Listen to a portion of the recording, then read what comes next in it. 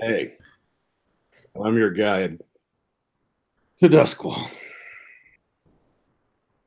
1,000 years ago, sun broke. Don't know why. Nobody knows. Nobody cares. Everything's dim. Still up there somewhere. You don't see it. When the sun broke and got full up of ghosts, they're hungry to eat what's in you. It's easy to be angry at them, easy to be afraid of them, easier to become one. They don't take care of your body right when you go, that's you. So you got a land full of ghosts. What do you do about it? Undying Emperor had us covered. Set up a wall of lightning fence using some technology I don't get around Duskwall. Used to be just a mining town. Now it's the center of the empire. Powered by Leviathan blood. Giant monsters that you got in the ocean. You ain't gonna get me out there. That's Duskwall. The city walled by lightning, surrounded by ghosts, full of haunted canals, vicious streets. That's home. You used to be at the top. You know, it's a city like any other. It's vicious. It's horrible. You can't go anywhere. There's nothing but ghosts out there. And you were at the top of your game. Someone brought you low. Someone brought you down in the gutter. Left you there. You were someone. Now you ain't. They hurt you, left you there. Now, in a moment, my friend over here, he's going to walk you through and recreate your life. While he does that, I want you to think about that. Think about what they did to you. Review it in your mind. And then think even more about what you're going to do about it. I would hardly say friend, more like associate, but I would let that go for now. First thing I would like from you is, can you remember, out of these four choices, which of these people wronged the three of you? Because I don't seem to have my record straight. Was it Mother Una, a mother superior in charge of an abbey of the Church of the Ecstasy of the Flesh? Was it Mer Strangford, a noble-born teenage genius shaping up to be a Sparkrite? Was it Captain Jan Harper, a corrupt bluecoat captain trying to seize power? Or was it the Hawk family, which includes Grandpa, Mother, Rickard, Gillian, and Cousin Thurgood, who make sacrifices to one of the forgotten gods in one of the rural districts? Who was it that wronged you? Do you remember?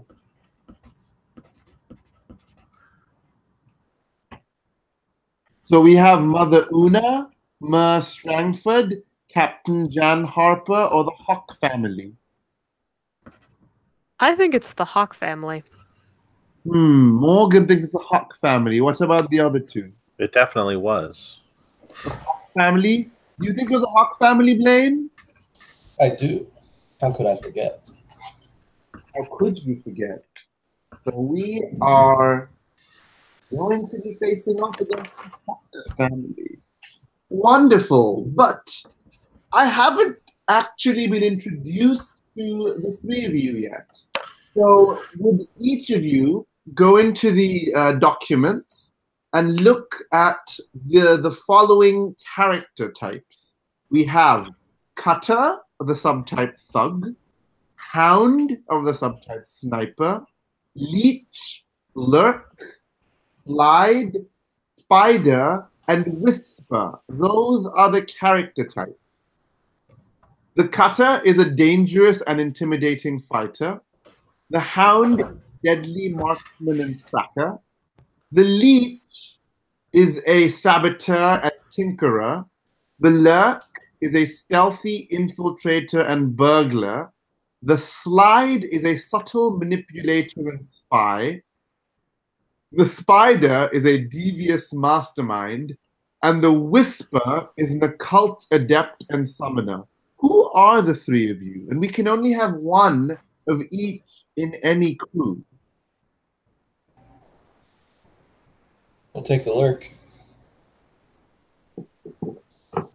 We have a lurk. I'll take Cutter. We have a cutter. And a hound. Do note that all of you have a number of different skills, and a balanced crew is not really a concept that's necessary. So, wonderful. Lurk, cutter, and hound.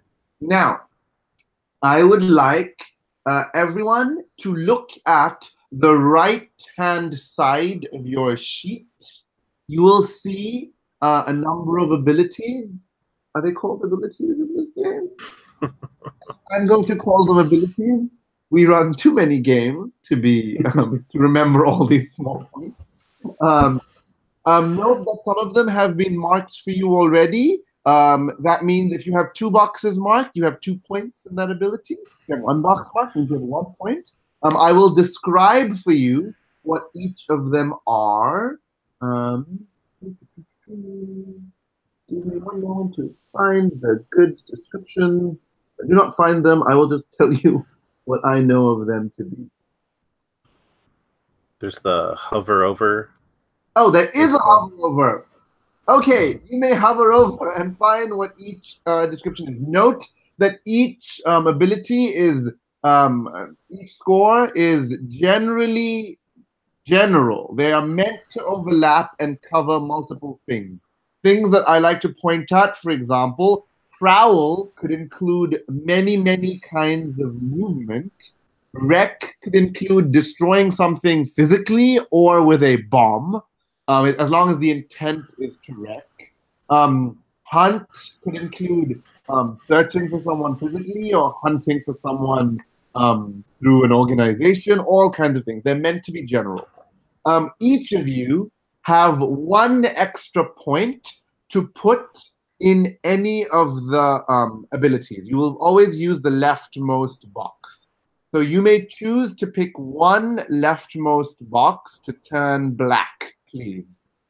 Now, one thing you might want to remember is that there are also 3 types of resistance rolls: Insight, Prowess, and Resolve. The number of leftmost boxes you have black determine your resistance in that score. So if you have no boxes black in Prowess, for example, then your resistance to Prowess is 0. That doesn't mean you cannot resist, it just means it's just harder for you to resist. That doesn't mean you need a balanced resistance, it's just something I would like you to know if you do want to have a balanced resistance. Having said that, would everyone please choose one of those skills to turn black? The leftmost box, please.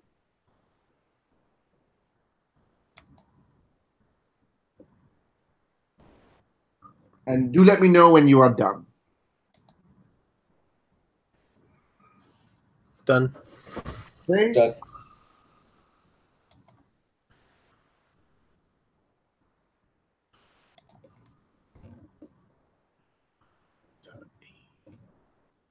So our cutter is Morgan, our lurk is Blaine, and our hound is Jeremy.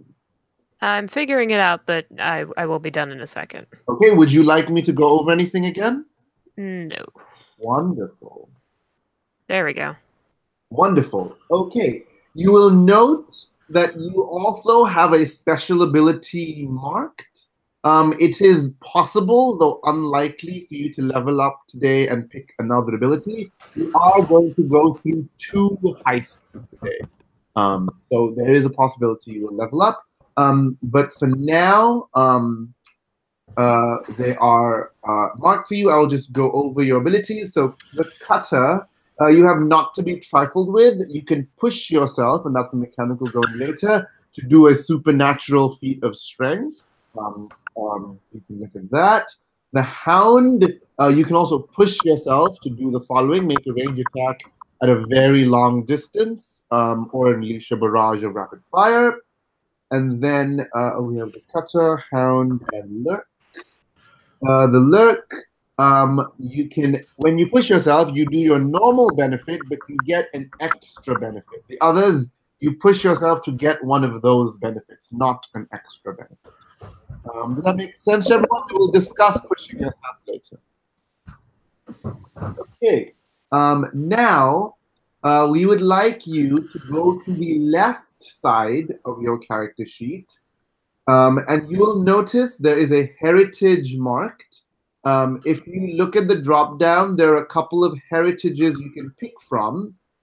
If you go to the spreadsheet page marked personal info, you can read about the different heritages. So I'll give everyone a couple of minutes to pick a heritage, please. So this will flavor where your character is from.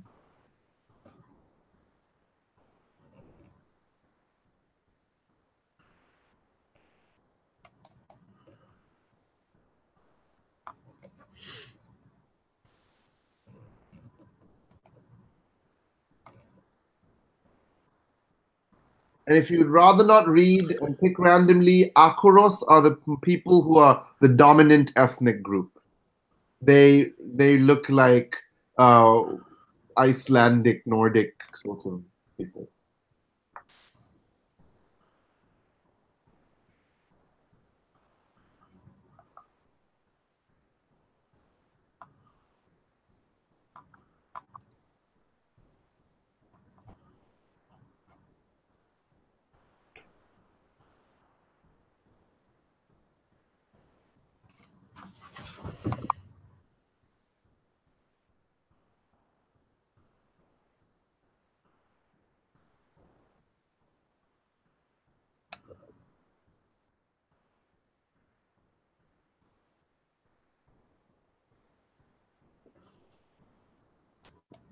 And let me know when you have picked your heritage.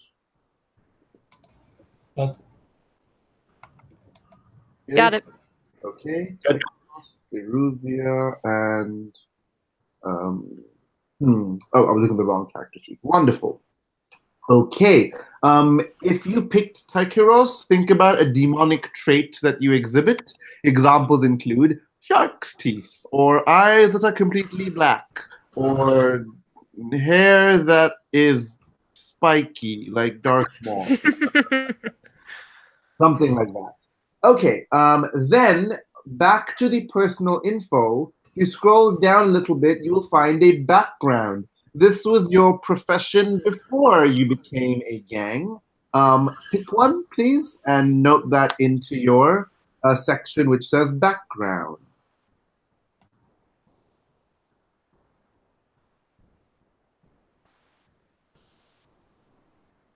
A couple of notes.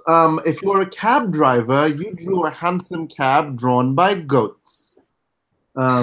If you are a Skovlander soldier, Skovlanders were at war with Duskwall for a long time, so you are a refugee.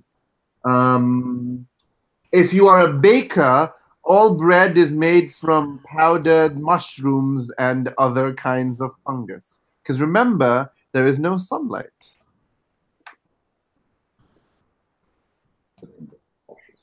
In the poshest places, they have engineered plants to give off imitation sunlight. But those plants are also poisonous to the touch.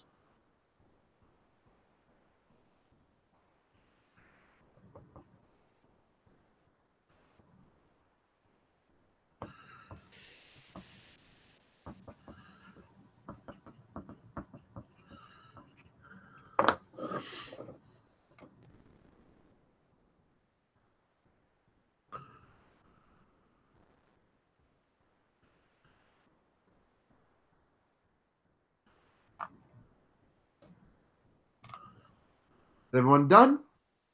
I can wait. I'll sit here. Okay.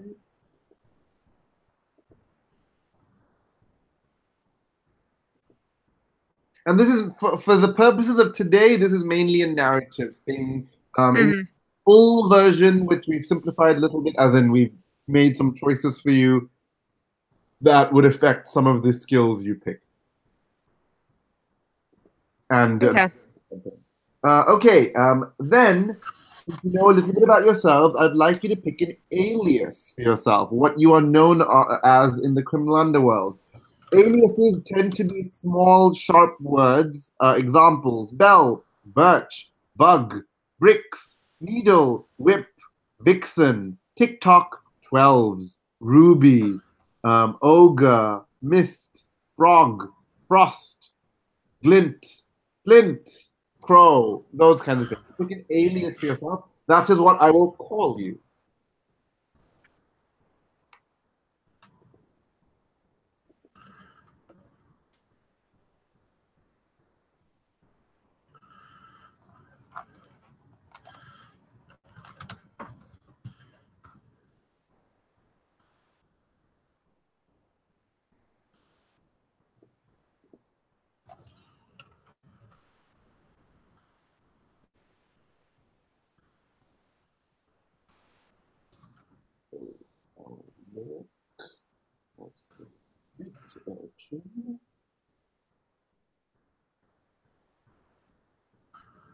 Our hound is a Scotland refugee.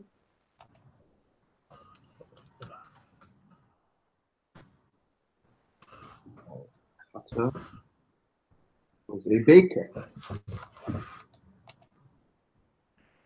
Okay, has everyone picked an alias? So we have Blot the Hound. We have Flick the Nut. And our cutter is Echo. So we have Slick, Blot, and Echo. So you might want to remember those since you are the same gang after all. Okay, one of the last few choices we have to make. Each of you, having fallen low, has a vice that you engage in when you are stressed. And this is actually important to the mechanic. So on the personal info section, scroll down some more and you will see the different kinds of vices. You engage in one of these when you are highly stressed to reduce your stress. You may overdose as well. We'll discuss that later. Would each of you pick a vice scheme? Can you define stupor? Stupor means you become comatose, or so not really comatose, but you imagine yourself drugged out and sitting there staring into nothing. You can go into that sort of stupor. Gotcha.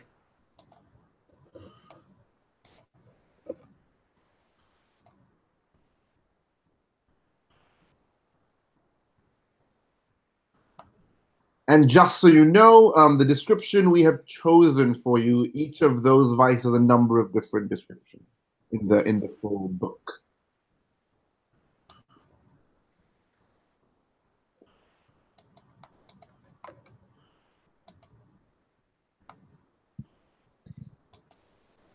Okay, what have people picked?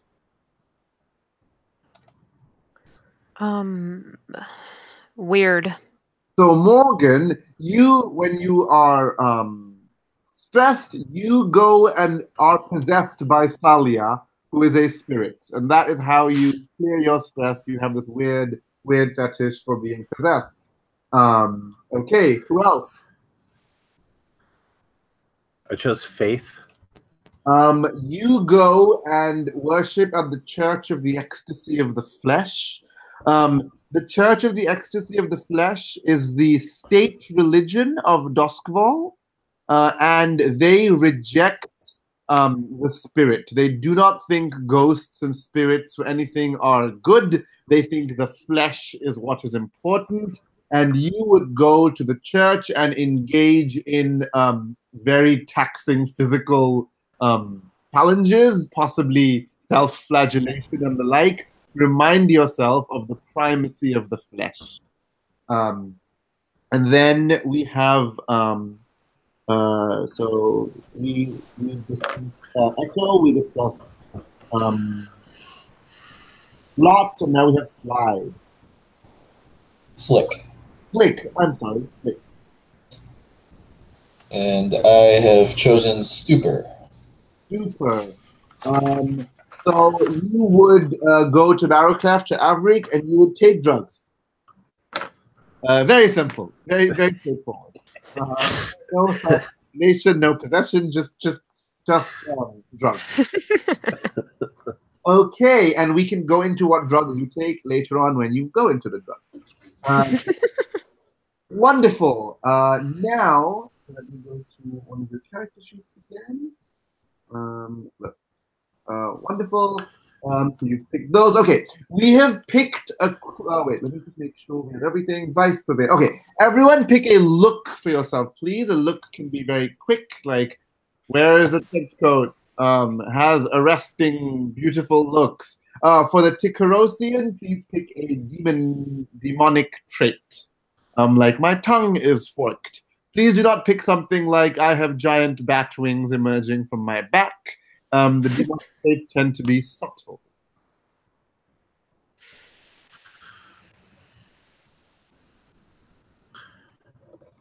Okay, so we have color shifting skin like an oil slick for slick. Ah, I see what you did there. We have a hound is writing and our cutter is writing.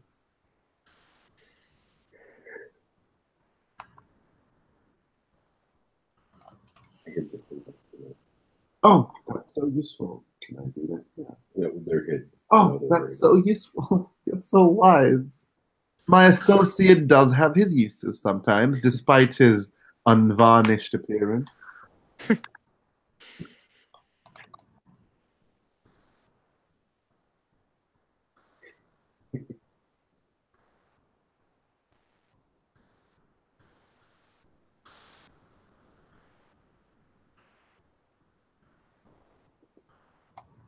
Okay, everyone picked a look. Mhm. Mhm. We have, I cannot read that. Echo, would you move your cursor away or would you click on something else, please? Perfect. Yeah. Sharp outfit and long scarf for Echo. And Wait, what? oh, not for Echo. That's for me, the hound. I'm sorry, that is for That's fine. Bob. The name is right there. Sometimes I burnt exposed arms for Echo. Wonderful. Okay, now I think that is all for you to pick your character. Yes. Now we have picked a crew for you. When you play Blades in the Dark, you can pick a different kind of crew: assassins, smugglers, cultists, etc. We have picked shadows, who are thieves, thieves and spies. It does say thieves on the sheet. That is because this is an older character sheet. I'm going to change that shadows. Oops, we forgot to fix it. Okay, so this is your crew. So you all are a crew of shadows. You do those kinds of jobs mainly. Doesn't mean you don't do other kind of jobs. You may do a spot of smuggling here. You may do an assassination, but you are unlikely to. Okay, what I would like you to pick is a special ability. So if you look at the middle, you will see special abilities. So the first one, oh, I would like to look at your scores for a minute. Okay, none of you have done this, but note that none of your scores can begin at a 3. They must begin at a 2 or lower. Okay, so if you pick everybody steals, everyone will get a bonus. If you pick pack rats during the downtime between scores, you will be able to acquire assets easily. Slippery is also between scores when entanglements happen. That's easier for you. Synchronized is during a score. When you perform a group action, it's better for you. Second story is when you want to do a clandestine infiltration, you start off better. Your first roll is better. Patron, I don't recommend. That's for leveling up. And Ghost Echoes is all of you have the ability to interact more with the ghost field. What would you like to pick as a team, as a gang? I'm thinking either everyone steals or ghost echoes. Those are very standard and admirable choices for one in your station in Duskwall. Yeah, my associate, who has experience in this sort of operation, is strongly suggesting everyone steals. However, he is an uneducated lout, Aye. so you may not want to listen to him. I'd go with either everyone steals or slippery. Out of character, Jason actually has a PhD, so just so you know. Well, that seems like 2 votes for everyone steals, so let's do that.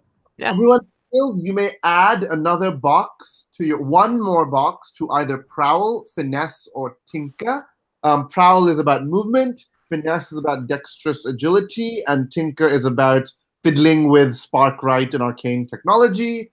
Remember, you cannot begin with a 3. In that thing, it says you can go to up to 3 with that. Oh, is that the special note everyone steals? I seem to have forgotten things. You may pick up to a 3. I think when I have run this before, I have not let them, so they've started out more broad than okay. It's gonna be decent to it. Well, they're to survive in Duskwall. I mean, they're not, but you gotta have hope to crush hope. Has everyone made a decision? Not yet.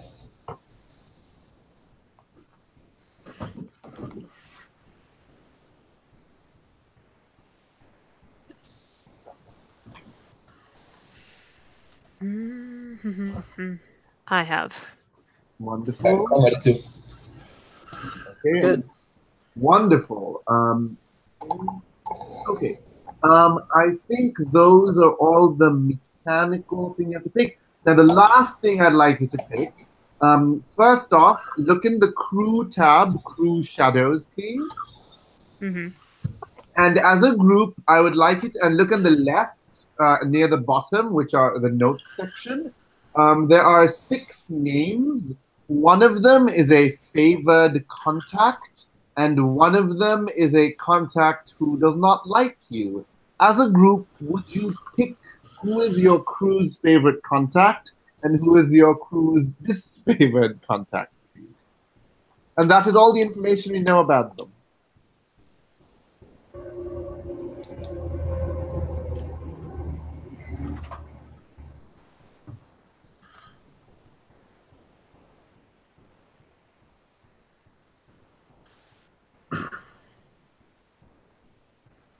I think it would be amusing for the tavern owner to be our disfavored contact, meaning we've gotten kicked out of a bar or 2.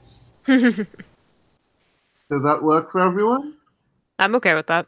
Okay, Yes. so Rigney is, I'm going to call it rival, so they're not really rival gang. And then who is your favorite contact? The Bluecoats are the very, very corrupt police force. That's cool. I think that would be fun. Okay. I'm down Sure. for that. Wonderful. Now, each of you go back to your own sheet, and you will see in the middle you have friends. So for the lurk, it's keen friends. For the hound, it's deadly friends. And for the cutter, it's dangerous friends. Do the same thing, please. On the left, put an F if they are for one contact. One of them is favored, so put an F on the left, and one of them is disfavored, put a D on the right, please. Or rival. Let's just stick with disfavored. That seems to be this. You will note that I tend to use the proper aristocratic spelling when I write favor. So do not be thrown off by that. The U is for uppity.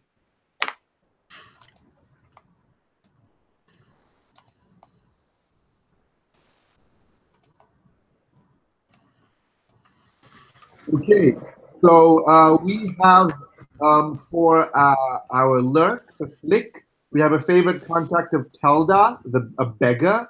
And we have, a disfavored contact of Rosalind Kellis, a noble. She's a rather trying woman, for sure. Hound, for our hound blocked, we have Melvir, a physica, in other words, someone who will take care of you for injuries, a favored contact, and Casca, a bounty hunter, as disfavored. That is a difficult and dangerous enemy to make, Blot. Gosh, I hope so. And our cutter for Echo, we have Grace, an extortionist, as a favorite contact, and Mercy, a cold killer, as a disfavored contact. You seem to have fallen very far indeed to be in the sights of Mercy. Okay. Anything else? Nothing else in character creation? Well, we could. Sorry, I'm on the wrong accent. Hey, I'll do this part. Hey, how you doing? It's me again. Remember when I started?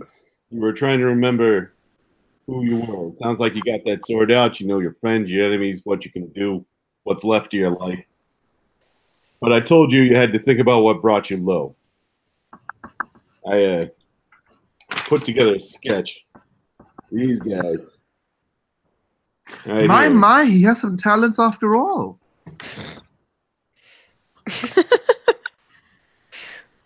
There are times I hate you so much. The Hawk family.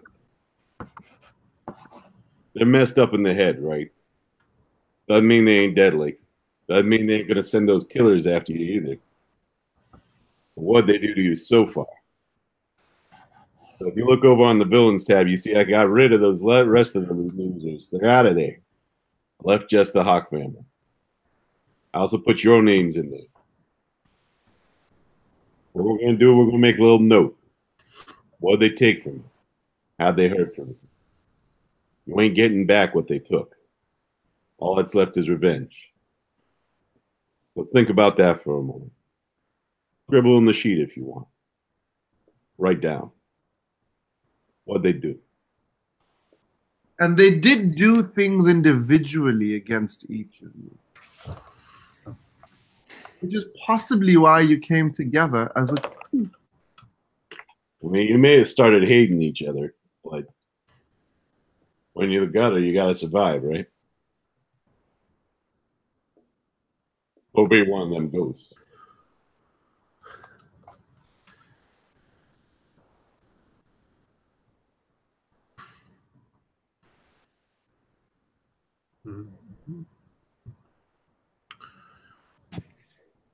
Mm.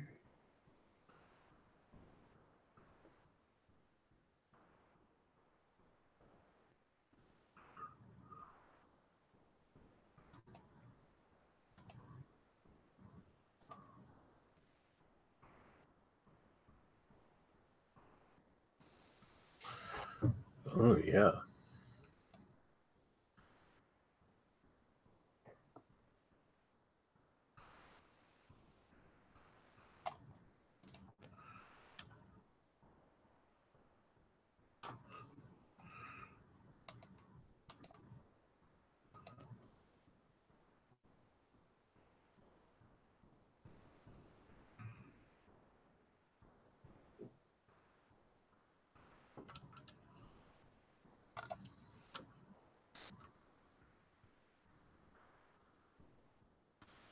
When you have finished, if you would click on another cell, that will help us read what you have written.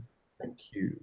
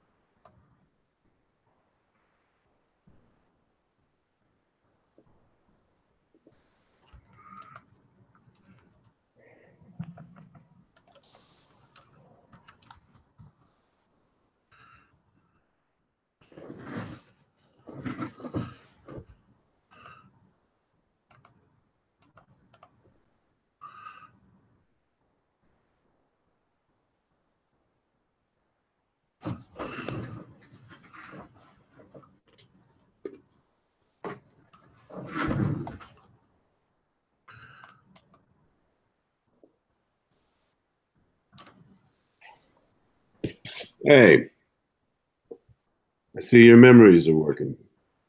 So what we're going to do real quick, I know you wrote it, I know you can read, speak it to the world. Slick, what did these reprobates do to you? The Hawk family. I don't know what they did with him, but they took my friend Tam. He's just another street urchin like me. Didn't talk much. He was a friend. Outlook ain't good for him. Lot, what you got? Through some loophole that they developed, my property went up for auction, and they swooped in and bought it out from under me. Apologies, I think I developed that loophole and they just made use of it. Oh, okay. It's good to know. Yeah. Don't trust them. I will tell you, the Hawk are living it up, though. They have parties all the time, exclusive parties. Only invite the weirdest people in the city. And not the rich, not the most powerful. The freaks. The freaks. Echo, what you got? The Hawk family is the reason my family and livelihood burned to the ground. You had a bakery? Yes, it wasn't my fault. Not this time. Yeah, but you took the blame, didn't you? Yes. So not only did they burn your place to the ground, they're despoiling Blot's place.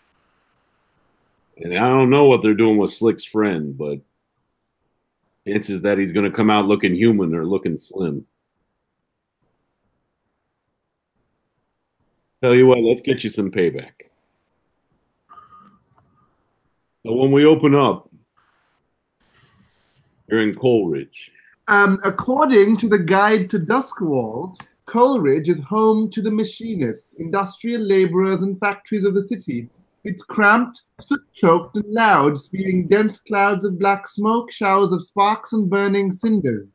The only elevated train lines that once hauled coal now carry heavy equipment and raw materials to and from Gaddock Station, though many of the ancient tracks and cars have been abandoned to squatters who converted them into makeshift homes. In short, somewhere you would never find me. Yeah, it smells like home is the thing. Coleridge, it used to be the mine that Dustwall was known for. And now it's just holy ground, if you will. Yeah. But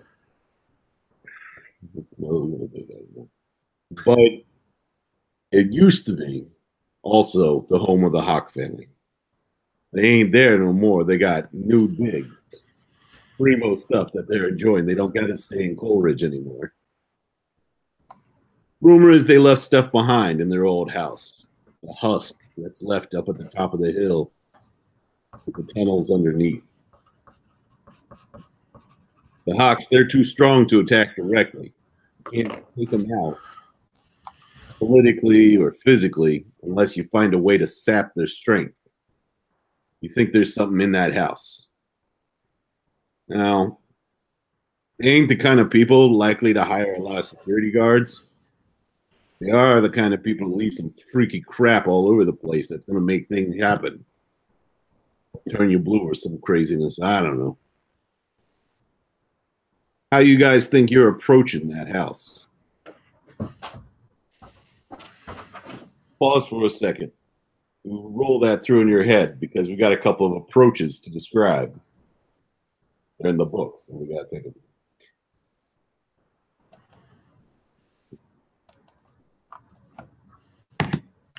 So, a good crew always picks one of the following approaches.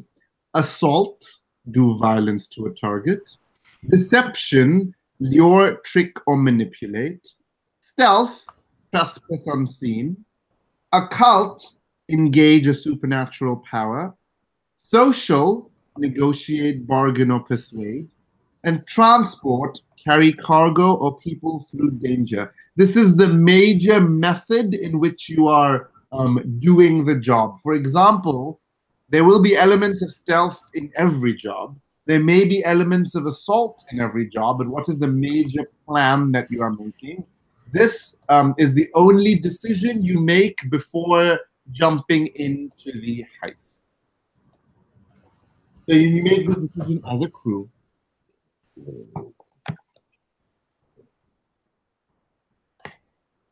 So again, it's assault, deception, stealth, occult, social, or transport. How are you stealing whatever it is from the house?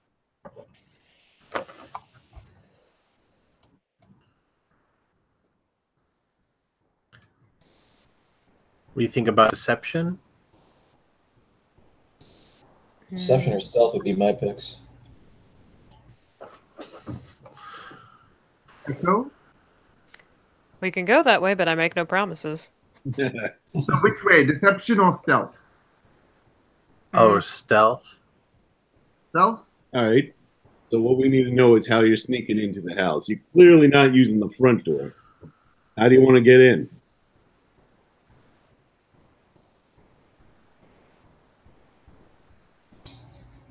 Do you mention underground tunnels? If there's possibility to get in through a connected tunnel? All right. So trying to make your way in through the tunnels underneath Coleridge. Ballsy, I like it. All right, next question is how prepared you are for this. Now, if you look on your sheet, you'll see there's loads, right? This is the equipment you're carrying. You don't got to say everything you're carrying, but you do have to say how much you're carrying, right? So you'll see a light load means no one's going to recognize that you're out for trouble. You're just people on the street. Kind of a medium load, they might know you're a scoundrel. They don't know you like I do. Heavy load means they know you're up for trouble. Kind of a problem with the blue coats catch you, frankly.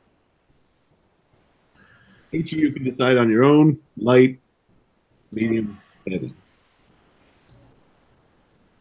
And mark that down, please. I'm going to go reverse order last time. So, Echo, how much you bearing? Light. All right. I like it. Rely on the fists. Plot, Normal, medium. right? Click. Also normal, medium. All right. So you will notice that on your sheet, below the load, there are some regular items you may have. And to the left of the load, there are your speciality items specific to your type, lurk, hound, or cutter. When you wish to use one of them, you just simply say you are using one of them, and that counts against one of your items you're allowed to carry. If you're medium, or you're allowed 5 items. Because remember, you are always well prepared, and you always have the item you need. If the item is bold, the name is in bold, that means it costs 0 load. It is so light, you simply have it with you. Not bold, sorry, italic. If it's italic, it means you have it, it is very light, you have it on you. Does that make sense? Cool. So just keep track of how many of the items you've used. You mark an X beside it when you use it. You have it for the whole score. The reason you might want to use an item is that when you make a roll, you got to consider 2 things. One is your position. If it's real easy for you, if it's a little bit risky, or if it's freaking crazy. The other thing is the amount of effect you're going to get. If it's limited, normal, or great effect. So if it's pretty easy for you to sneak into a place and it's a poorly guarded place, it'll be pretty easy to get a great effect and be in a great position. A little bit harder if, let's say, a bank. Something like that. Not that I would know. Yeah. All right. What is the roll? This is what we call the engagement roll. It determines where things are starting. Now, you may remember we didn't do a whole lot of planning beforehand. Later on, you can go, oh, that's right. I talk to my friend, and you spend a little bit of stress, and we do what's called a flashback. Gives you a little bit of extra assets that help support you in your current troubles. Right now, we're just going to worry about the engagement. We ask a couple questions. You got one die to start. Is this operation particularly bold or daring? What do you guys think?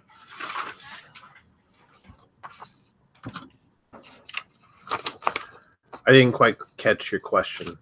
Is it bold or daring?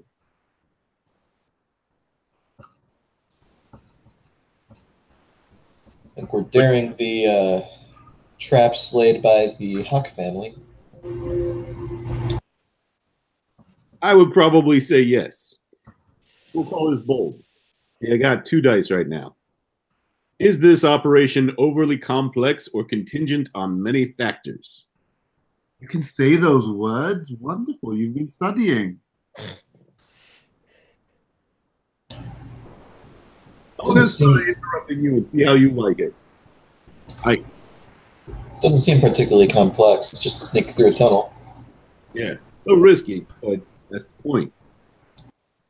Does the detail expose the vulnerability of the target or hit them where they're weakest? Now, the vulnerability here we're describing is the tunnels.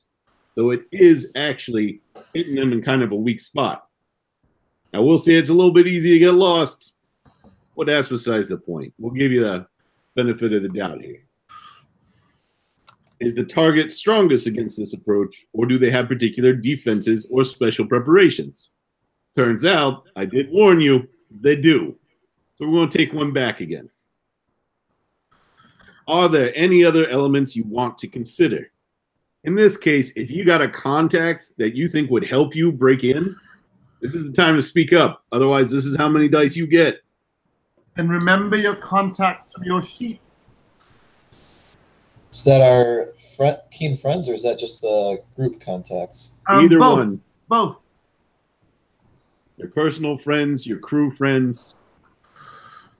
I think Telda the beggar would help us get in because she was friends with Sam too. All right. So we're going to give you 3 dice. Right? I think that sounds like good. All right. Who wants to roll? I can if you give me a moment to go grab more dice. Sure. You should all have around four dice would be helpful. You're unlikely to ever need more than 5. 4 is plenty.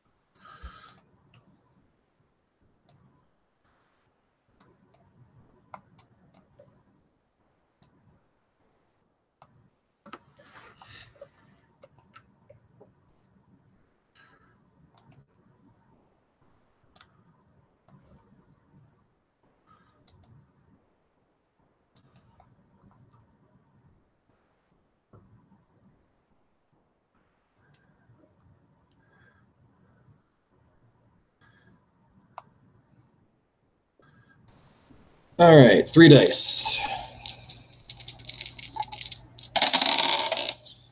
That is a 6, a 5, and a 2. All right, so let me explain a little bit about dice in this game. When you roll, you take your best die, right? In this case, the 6. And that's the one we're going to count. If you roll a 1 to 3, sucks to be you. Whatever it is, it ain't going to be good. If on all your dice, the best you can get is a 4 or 5, you get a mixed result. Something that's kind of okay, but kind of suck. In your case, you got a 6. If you can get 2 6s, that's even better, but it's a little rare.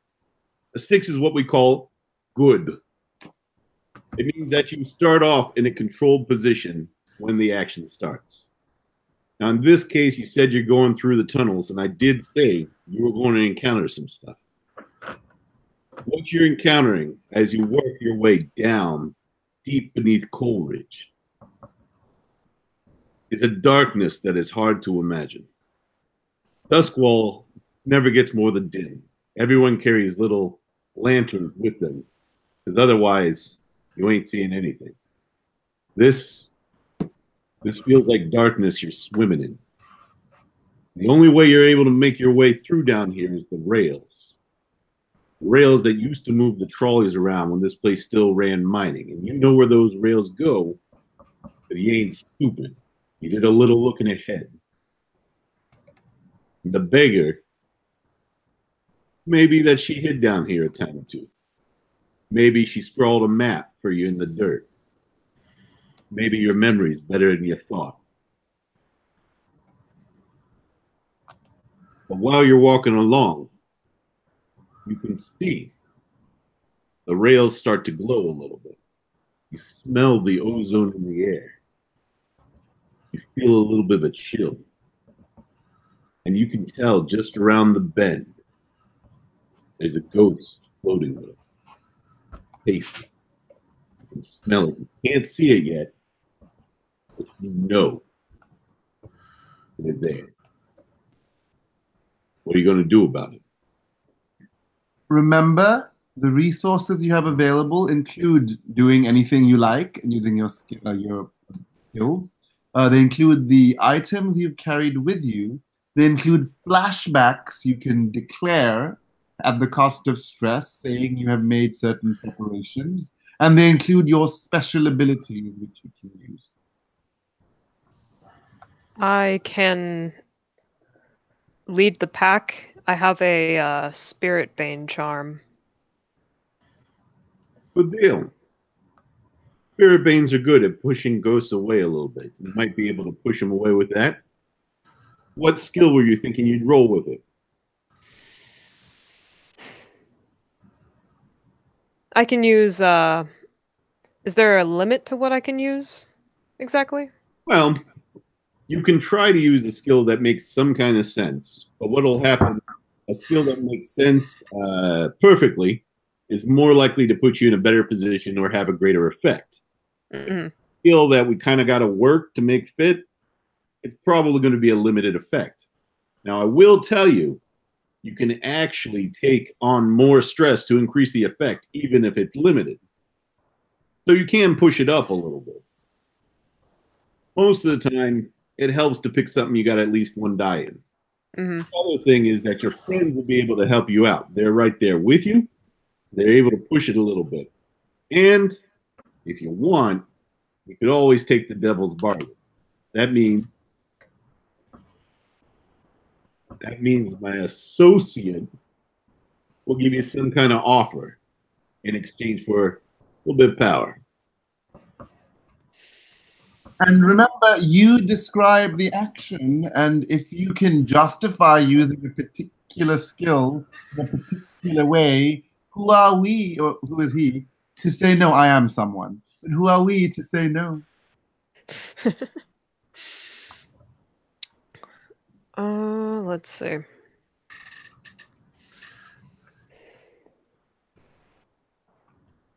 So let's talk about it a little bit.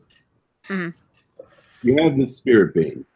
Are you trying to use it to help keep yourselves out of awareness for the spirit? Are you trying to physically push the spirit away? I want to lure it away. You're trying to lure it. Interesting. All right. So you're doing it without directly talking to it. So I probably wouldn't use something like concert or sway or something like that. Mm-hmm. A tune would work really nice, but maybe not something you're great at. No. I think you could consider finesse for this. It's not exactly a natural fit, so we're going to start with a limited effect, but you are actually in a controlled position right now because you done rolled so well on your way in. What that means is, even if it doesn't work out, it's not going to put you at a lot of risk. You can try something else. It'll be a little bit harder, but you'll be okay. So if you want to try finesse and then maybe even boost it a little bit. I will, because I don't have a block in that. All right. So there's a couple of things that we can do. Mm-hmm. One of your friends, if they're willing to take one stress, can loan you a die to help you out.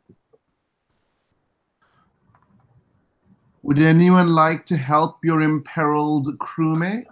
You can be completely selfish and not. I mean, if we're, I'm willing to give the stress, but just from a thought, I have some marks and finesse, and I could use a spirit charm as well. Yeah, she started the action, so we're gonna roll with her. All right. Yeah. All right, I'll take the stress then. All right. So you get +1 die for that. How are you helping her? Can you describe that? Well, she doesn't really just, I guess, so she's trying to lure it away without, so maybe I take the charm from her and try and push it from the other side, and sneak around it, while she's trying to attract its attention. So slick, so slick. While you're walking around, you toss the charm back and forth like the worst kind of game of handball. You see the spirit sniffing at the air, trying to figure out what's twitching at its little ectoplasmic nostrils. It's still a ways off because you don't want it to get too close to that dang thing. Getting close to spirits is not good for one's mental health. Again, freak. So, right now you got an extra die from that. Now you get 1 more die if you want. There's 2 ways to do it. 1, you spend 2 stress, or 2, you take the devil's bargain. Now you could also just roll what you got, count on it working out. So I've currently got 1 or 2 die. Well, how many dice did you have to begin with in finesse? I have 0 in finesse. All right. That's why I'm like, Yeah, so right now you got 1. So note, when you take 2 stress, that is called pushing yourself to do an action, and that's what some of your special abilities refer to, pushing yourself. So you take 2 stress to do something extra. Would you like to push yourself and take 2 stress, or would you like me to make you a devil's bargain? Can I back out of the bargain? Yes, I can announce. You can say you don't want to take it after he tells you what it is. Roll the dice, you're stuck. Once you have sealed the deal in blood, I will not accept anything less. You could at least hear it. Yeah, that's what I was asking, is whether or not I get a warning. Since this is to do with the ghostly effects left by the Hawk family, who, by the way, are rumored to worship one of the forgotten gods known as the Empty Vessel, which was generated randomly today from the table at the back of the book. Really, really, really fun table. So, because of that, I will start for you what is known as a clock. The clock will have 6 segments. The clock will be called Something Wicked This Way Come. And I will fill in 2 of the segments of this clock. When the clock is fully filled, based on other things you do, something wicked will come this way.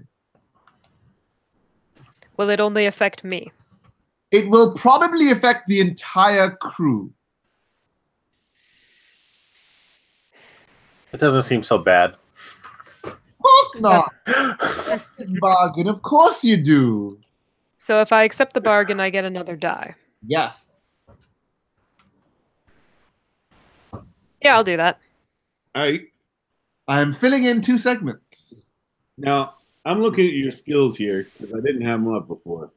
I'm willing to call this prowl instead of finesse for you, which will give you another die because we're still looking at limited effect. Okay. All right? So that's 3 then. 3 dice. Okay.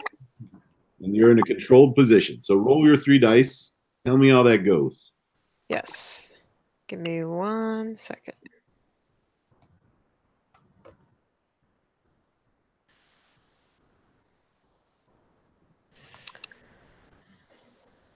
We got... One of them got sideways. We got a 3, a 2, and a 4. All right. So a 4 is not so bad. The 3 and the 2, they kind of suck. So what that means is that you've got a mixed success. Right now you're looking at a limited effect. So one of my questions is going to be if you want to push that a little bit harder.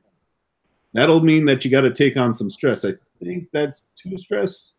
No, that means the. I thought that means the. To boost the effect. It becomes risky instead of controlled, but they have a boosted effect. Trading effect. Do they have to do that before they roll? Yeah, let's do that now. They don't have to pay for it. I thought they had to pay stress. Not in this case. All right. So here's the deal. In order to have more of an effect, in order for it not just to put you in a slightly better position, you got to take on a bit of risk. All right. So greater effect probably means that the ghost does what you want, but there's going to be consequences. You want to do that? Yeah, I can do that. All right. All right. So I'm going for that last risky, yeah. So you guys are playing an amazing game of handball. Slick tosses it to Blot, who tosses it to Echo, goes back and forth.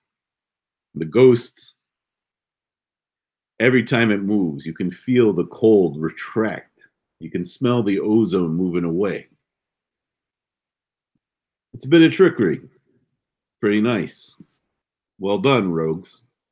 Or scoundrels in this game. Only problem is, the whole thing leads you a little bit off the path. You knew a good way to get into the house. You know you're still kind of going the right direction. But things are a little bit more dangerous. While you're moving, the three of you feel the ground shift. And you hear behind you as the walls start to fall in a bit. This ground was never that stable. It got dug out. It's been sitting for years.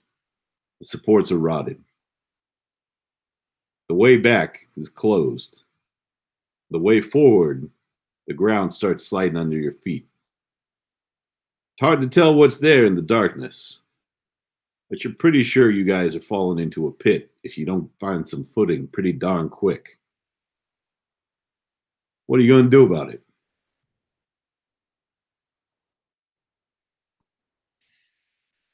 You are currently frozen in the moment of about to fall into a pit.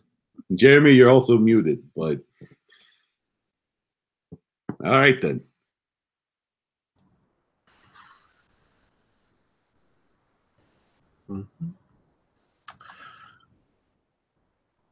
I would just run for it, personally. Sounds good. So let's consider a team action here. Now, running for it is actually absolutely, that would be, that's prowl, right? Because it's physical. And you're finesse if they want to quickly grab on them. Yeah, you're the hound, right? Yes. So that's probably something you ain't too bad at. Let's have a look. Prowl. I got 2 in prowl. Nice. So here's what I'm going to suggest we do. A little thing called team action. That means that you're going to do something all together, and you are leading that action. You can pretty much all count on passing, but it also means if people screw up and fail, you're going to suck up some stress. Okay? So you guys want to make a run for it? Yeah. All right. It's been a hot second since I looked at team action, So I'm going to pull it up. Team actions are simple. Everyone makes a roll, and we count the highest dice anyone has. Anyone who rolls 1s or 2s will contribute to stress for the team leader. Since our hound is the team leader, they'll be the one to take stress. Would everyone roll prowl for me, please? Okay. Does anyone not have prowl? If you have 0 prowl, you will roll 2 dice and take the lowest number. I got a 4. I got a 5. 5. Can I take stress on this, add another die? Or is this different with the team action? Sure, yes. You can push yourself where you take 2 stress to add another die. Cool, I'm doing that. A 5 Okay. is my highest. This is 5, and no one got a 1 or a 2, so you do not take extra stress. You do manage to shout just before the floor collapses under you, alerting the whole crew, and they manage to leap and run to the other side before the ground and the walls collapse and cave in and touch you. Well done. So I think that gets you past the first obstacle that you guys were facing, which is the tunnels. I'm going to fast forward the action a little bit, get you down into the basement underneath the house. For this, I think my associate better take over. You've been traveling through the tunnels for a while. Because you were sidetracked, it took a little bit longer than you'd expected. But you do find a wooden door in front of you with a grill and a little peephole that allows you to look into the room. The dominant colors of this scene are gray, like the gray of your morality, red from some strange glow inside, like the blood that you do not want to spill, and the brown of dirt. That is what the scene looks like. You have the door in front of you, a basement inside. What are you doing? Can I try and sneak inside and get a better look around? Do you want to try opening the door? Yeah. Good.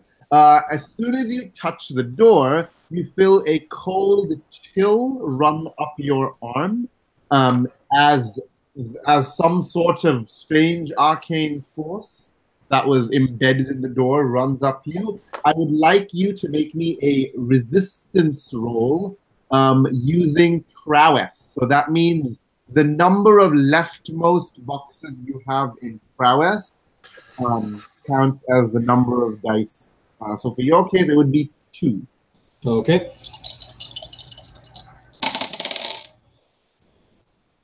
That is a 6. If your highest die 6, you feel this chill run up your arm. Everyone sees you shudder for a moment, but that's all it is, a chill. You seem to be very lucky today.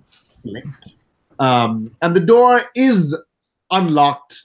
I assume the Hawk family thought the trap would be enough. Oops. And you'd like to sneak. Would you like to sneak inside, or would you like to just go inside? I'd like to sneak inside. Okay. I'm going to say you do not need to make a roll for this. You enter this room, and it seems to be like the colors I recommend. I describe it as an old cellar sort of room with some boxes and sacks and things everywhere. There's some cobwebs. You notice some patches of fungus growing in different places, like mushrooms. But those are common in Duskval. Never say dusk wall. That's so coarse and common. You do, however. It is also right. Uneducated.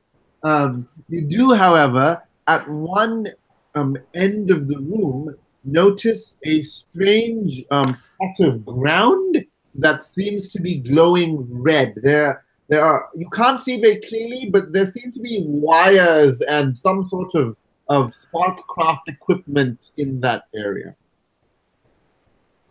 There does not seem to be anyone in the room, and you do see stairs leading upwards near the strange Sparkcraft equipment. So the Sparkcraft and the wires is just like over a patch of ground? Yes, and there's a strange reddish glow coming from the ground.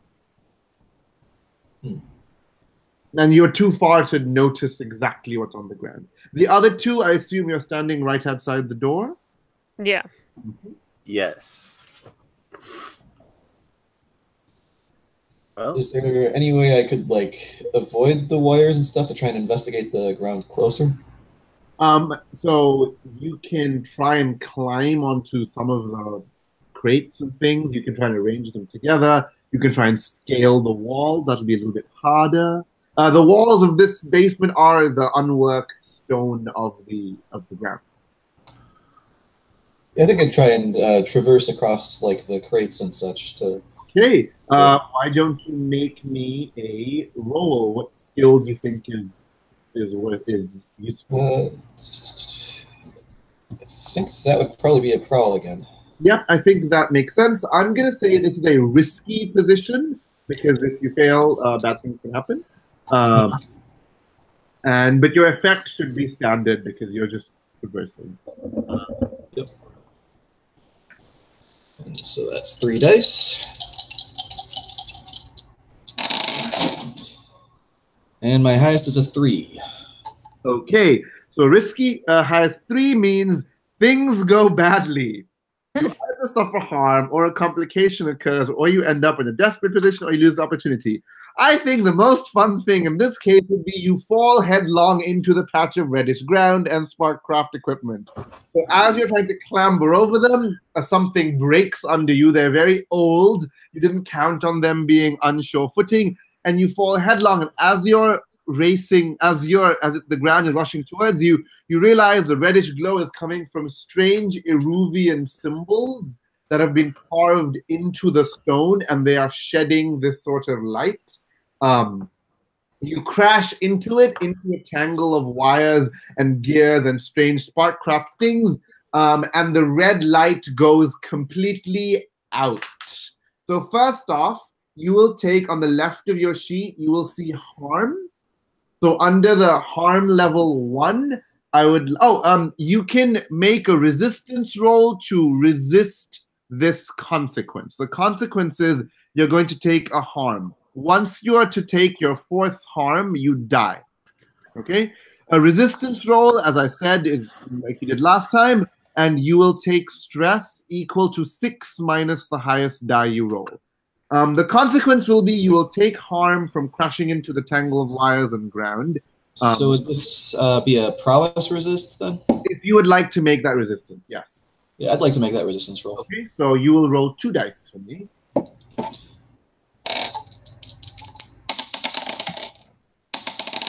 That is a 6 and a 5. So well done. You take no stress as your slickness. You manage to roll into the fall, and yes, some of the tangles get caught in your hair, but that's okay. You end up standing gallantly with your slick skin shimmering in the no longer red light. However, because the red lights have gone off, you hear a strange noise from upstairs. It sounds like an animal grunt or something of the sort. You don't know what that is, but you don't know what that is, but it will be something for the future. If you know Apocalypse World, I am foreshadowing off-screen badly. I don't understand. But the stairs are clear right now. So what would the others like to do? I'm watching him do his tumbling act over in the corner and into the room and just kind of go, I thought the stairs are here. Maybe he didn't see them. He just can't resist doing parkour. Lurk, and he is an acrobat. And he is also foreign. He's a Tikarosi, isn't he? Yeah. He's so foreign. Who can understand these foreign people? Oh no. Is there anything over there? Was that worth it? So there is all this Sparkcraft that you can try and fiddle with. There are these carved symbols on the ground that are no longer glowing. Oh, can I tinker with those? Do you want to enter the room normally, the both of you? Yeah, Yes. Sure, no problems. It doesn't take any other traps. You head to the Sparkcraft, all these gears and strange mechanisms. There are 3 corked vials attached to the device, and there's a strange white mist inside those 3 corked vials. And then there are the wires. So what would you like to do with this device that you want to tinker with? Well, we're trying to collect something that gets back at these folks that they left behind. Let's try to. I guess can I make out what these symbols might mean? Let's see. Why don't you do a flashback scene? Maybe you've done some research about the arcane workings of the Hawk family's house. Great.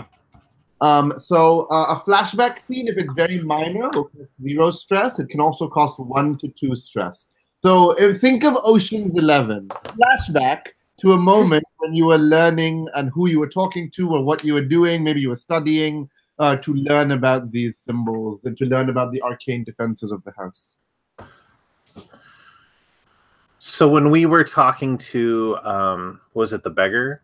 It could be the beggar. It can be any other contact as well. Cool. I think so. Maybe it's like a quick shot of us talking to the beggar. Is like they these weird arcane symbols, and I'm like, go talk. Then I'm like, oh, and then a cut to Blot going to talk to his librarian geek friend, and it's like, here's what I got coming up. It's we're gonna be breaking into this basement, and they know these symbols. What's something that we might come up against? Okay, so what kind of role do you think this sounds like? I'm thinking consort with your allies, or study, or maybe survey. What do you think this is? Oh, let's go with survey for mechanical reasons. Yep. Well, then tell me, describe why it would be survey. So survey is surveying a location, sensing trouble before it happens, gathering information about opportunities or exploits. That seems acceptable. I'm going to say the risk is low. You're just asking your allies, but the effect might not be. But the effect's going to be standard because it's not that you're not talking to specific arcanists or whispers. So why don't you roll your survey for me? Okay. I'll stick with the 2 for that. Oh, that's a 6 and a 4. So a 6. Well done. So the beggar seems to know more than you expect a beggar woman to know. You do know that she hangs out with the Red Sashes, one of the Eruvian gangs, so maybe that explains something.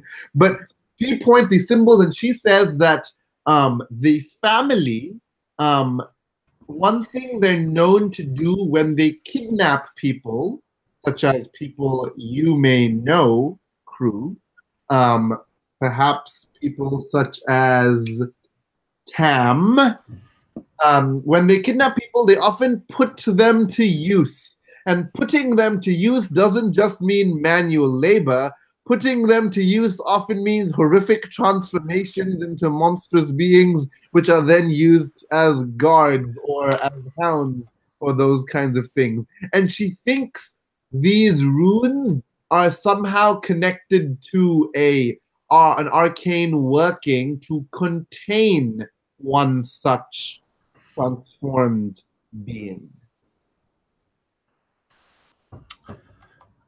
Great. So then we cut, I guess, flashback to where the presents. Right? I'm going to say that was a 1 stress flashback. Okay. It wasn't too complex, but it wasn't super simple. So 1 stress. Note if your stress goes to 10, you collapse out of exhaustion. You'll take a trauma. Yeah. Beautiful. You are out of the rest of this specific heist. But we are going to do 2 heists. So Beautiful. okay, so you're cut back into the room. Yeah. Your friend has just done this daring acrobatics, and you're busy staring at the runes. And what is Echo doing? Echo's going up the stairs. Echo's like, I do not care what my crew is doing. I need to go up the stairs. I got nothing else to do. What do the other 2 do as your crewmate is going up the stairs? Would you like to follow her? Would you like to scream at her? Echo, are you a woman, or do you use? Yeah, I'm a woman. Do you want to follow her, or do you want to wait downstairs? I think Slick is embarrassedly dusting himself off after his blunder, and he's just going to nonchalantly follow after her. Yeah, I'll put my arm around Slick, like patting his shoulder, and going, well, we can't win them all, and who knows, we may have totally broken this machine that would possibly contain this guard. Who knows, indeed. We know, friends. I was just trying to get a closer look. Oh. And you did. You did, and I think we're about to get a closer look up here eventually. Oh, just as a point of mechanics, the breaking that device filled up the clock called Something Wicked This Way Comes. Fantastic. So that's exciting. As you go up to the top of the stairs, you can hear snarling on the inside of it. Echo, something about this. It actually makes your arms feel like they're still on fire. Like the bakery's still burning, and you're still trying to pull what's left of their legacy, their heritage out of it. As it's burning, you can hear the snarling on the other side. It almost sounds like the flames looking at you. What you gonna do? Well, if there's a door, I'm going to open it, and then I'm going to punch whatever's on the other side. Fair enough. Hold on.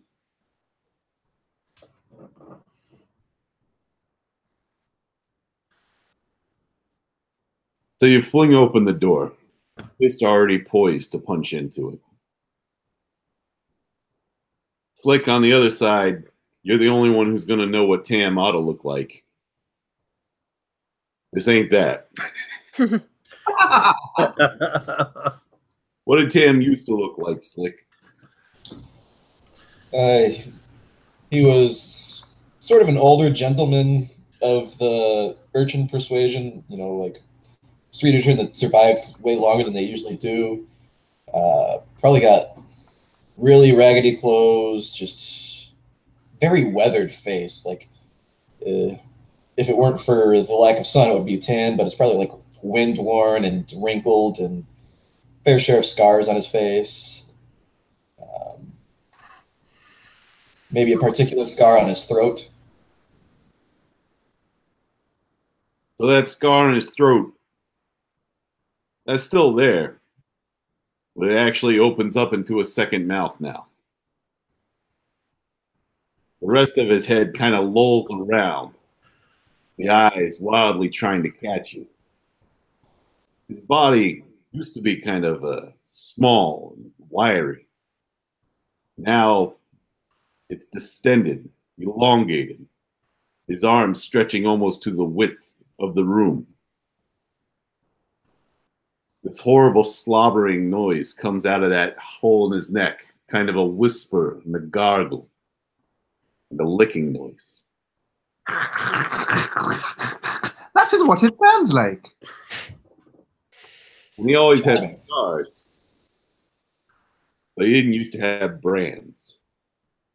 Some of those Arubian symbols are now burned into his flesh.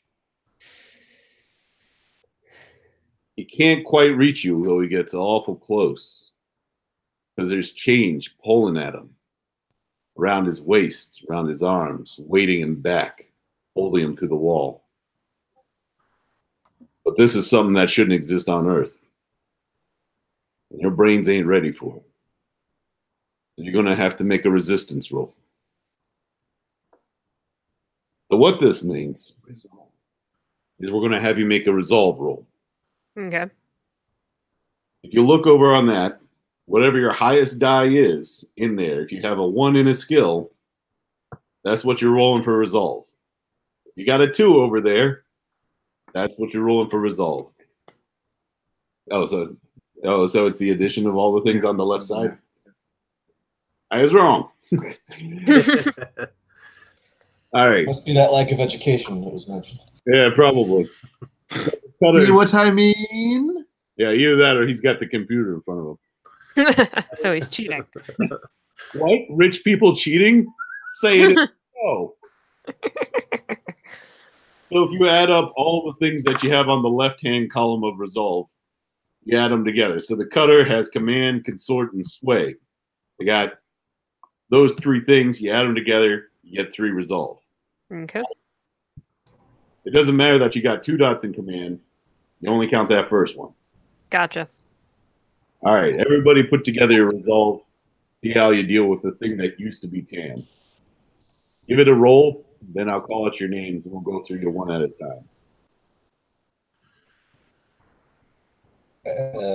Point of order, I put mine together and rolled it already. Should I wait and roll again? Because one of them went on the floor. No, whatever you got is good. Actually, since you did that already, what do you got there, Slick? I have a 4 and a 6. The 6 is on the floor. I can point the webcam down there if you don't believe me. No, no, we didn't discuss the effects on this. What are we looking for? Honor among not thieves. Actually, no thieves. I'm right. Well, we haven't stolen anything yet. Yeah, we're working on it. Got it. All right. So what we do is we take a 6 minus your highest die. You rolled a 6, right? Mhm. So that means that for whatever reason, your weird Tycheros culture doesn't have an issue with freaky old men with tongues sprouting out of their neck. What I'm saying is, maybe you should hang more with the freaks and less with normal people like me. Fine. Blot, how'd you do? I have no dice in resolve. So what that means is you roll 2 dice and you take the lowest. Oh, great.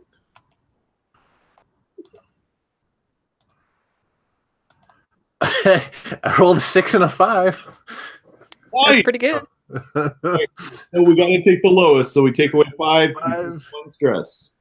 1 stress. Yeah. That's a freaky thing. Of course, I could have mentioned beforehand. You could take a devil's bargain. There's a way to get extra dice. This was way more fun.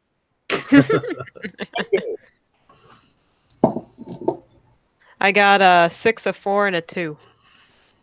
You are some hardy people. I let a ghost possess me. This doesn't freak me out. I think we came here expecting some level of weird. Yeah, this is basically Friday night for Echo. Yeah. All right, so your She might lose stress. weird habits make you able to deal with the disturbing old man who just tried to rip out your face. I could take him. So, what are you going to do? It is still approaching you. That was just to resist the mind-bending effects of a demonic possession. Yeah, honestly, those chains ain't going to hold it back that long. Especially since the runes have been. Yeah, it's almost like there was a magical thing containing him, and it's not there anymore. Oh, how strange. What a coincidence that seemed to fail right when we got here. I'll tell you what, it actually seems like it's getting worse. Remember, I already described the distended limbs and jaw. He seems to be growing, becoming more like a horrible flesh spider. Fantastic. Better you than me here. I want to wreck it. So, wreck usually means destroying an object or location. If you'd like to fight it, yes. Skirmish for melee or hunt for range or finesse if you're finesse fighting, that sort of thing. If you wanted to use wreck, we could do it creatively, but it may limit your effect. No, I wanna straight up fight it. All right. So you're probably looking at skirmish then, unless you're planning on shooting. Nah, I plan on using skirmish. All right. So cutter. One of the things I want to remind you of is that we have that load. You went with kind of a light load, but we haven't used much equipment. You can mark off boxes on that equipment in order to apply it. And remember, you can get both your cutter items, which is next to your dangerous friends, or your regular item, which is next to that. So Okay. go for a skirmish. It comes through. You had your arm cocked back. It thought maybe it would freak you out a little bit. Turns out, no, you're way freakier than it is. Try and pop it in the mouth. I don't know which mouth. We'll figure out which. All right. So you're looking at skirmish. Mm-hmm. This is a desperate circumstance because this is a possessed monster. And frankly, they're a little hard to hurt, but we'll see how that goes. And that's one of the things you're going to deal with. So against physical damage, this creature has what we call potency. Okay. So in order for you to have a good effect, you're going to need to boost it somehow. You're already at desperate, so you're going to need to use some kind of equipment or come up with some kind of justification for being able to take him down. Your ability, for example. I was about to say I was going to push myself. This is an excellent time to do that. All right. And people can help, remember? And you can take the devil's bargain, but let's work this through. So we know you're going to push yourself in order to gain the potency, which means you're going to have to take the 2 stress for that. Yes. And we know you're rolling skirmish, which I'm guessing you're pretty good at. Mm-hmm. Does anyone want to help her out? I'm not going to close ranks with that thing, but I can pull out my my rifle and shoot at it. Okay. Sure. Makes sense. Lot, knock down another stress. You are ambitious in your stress taking. And then Echo, you're already pushing yourself, which I think means you don't get to take the devil's bargain. I would say they can't push themselves again, but they Yeah. can take a bargain. Because bargains are fun. Yeah, we'll make an exception for this. If you want to take another bargain from this one over here, yeah, probably Nah. no call, frankly. All Nah, right. I already got enough bargains, but can I use the Rage Essence vial? Yes. Okay. I will tell you exactly what Rage Essence does because it is interesting and troublesome. The strange forces, sample special formulae. 27. So in my studies at Doskoval Academy, we did a lot of experiments with Rage Essence, and I will pull up my notes from that right now. Special formula. Yeah. Life essence. I always just make stuff up. I will just make it up. It's not. Oh, so in my study at Duskfall Academy, the Rage Essence seems to remove the sensations from pain receptors in one's body, as well as remove some of the mental blocks that prevent you from tearing your muscles by overusing them. Okay. The side effect of that is it also makes you blindingly angry for a few minutes. So you will be angry and assaulting and attacking and wrecking and destroying everything around you with little regard to damage to your own body or to whatever's in front of you. Okay, so everyone needs to get away. Yeah, probably. All right. Usually. So you have used, oh, that is a zero load Oh, is it? item. All right. Wonderful. Sweet. Man, you got by with a light load really well. All right. So I believe. Can you describe for us how you take the Rage Essence and what it looks like for you? Mm-hmm. So what it is like, this is gonna be weird. I'm gonna take the vial and it looks like just a glass tube with a cork on it. And instead of drinking it, or like if it's gas, maybe inhaling it like a normal person, I just smash it into my chest and it cuts into my skin. And it goes into your bloodstream directly. Yep. That is a very effective way of taking Rage Essence, as studies have shown. Hey. So does that mean, so I marked 2 stress to go from 2 to 3, Yeah. and then taking the Rage Essence, does that add 1, or is it just No, that counts as it counts as modifying the effect, those and overcoming potency, those kinds of things. Okay, because I'm not sure what I'm rolling. But you get a bonus from the hound who is also helping you shoot. So you get Right. extra- Okay, so that's 4. All right, that sounds right to me. So Okay. Go ahead, roll those 4 dice. Good luck to you. All right. We got 2 5s, a 6, and a 2. Nice. So, what's going to happen here is you pull back and you punch it. Its head lolls back. The tongue kind of licks forward, almost hitting you in the face. In that moment, while your hound over there is keeping the thing covered, you pull the Rage Essence, you smash it right into your face. The blood that runs down kind of mixes in with the red of your skin as the chemicals work in. Everyone else kind of knew this was the plan from the start, so they pull back, leap in, and pound onto this demonic essence that is Tam. It tries to rip you apart, leave some scars, real nice ones, right along your ribs. Some interesting bite marks on this shoulder. And also that eye is going to be red for a little while. Rolled a 6, but I think she's going to take a little hard. But you're pounding it into submission. It's honestly the best way to deal with mystically encrypted possessions. That's my opinion. No, it's not in my experience, but well. Now, on the bright side, you're able to get Tam pretty well bound. You guys can figure out what to do after this because this is insane. There's 2 downsides. Firstly, This hurts. It hurts when you get bitten. It hurts when you smash it into your face. It hurts when you do this. It's a good kind of hurt because it feels like payback. Mm. So sweet. Second thing is, though your friends pulled back, they're still going to have to figure out how to deal with this. So first of all, go ahead and make a resistance roll. Okay. Remember what If this you is. want to, you can try and not take harm by making a resistance roll, or you can just take harm. It's either harm or stress, basically. Yeah. Mm-hmm. You could also take all the stress if you wanted.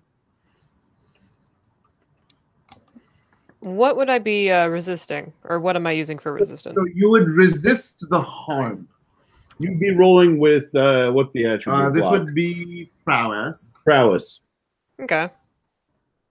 or you can just take a low level harm because they've got a 6. Yeah, you got a 6. So we're probably going to call it, I don't know. I would normally call it level 2, but you rolled so well, I'll call it a level 1 harm. Hmm. I just take the I'll cut. roll. Kids. I'll roll, sure. All right. Okay. So you'll take stress and not harm. So roll Mm. prowess.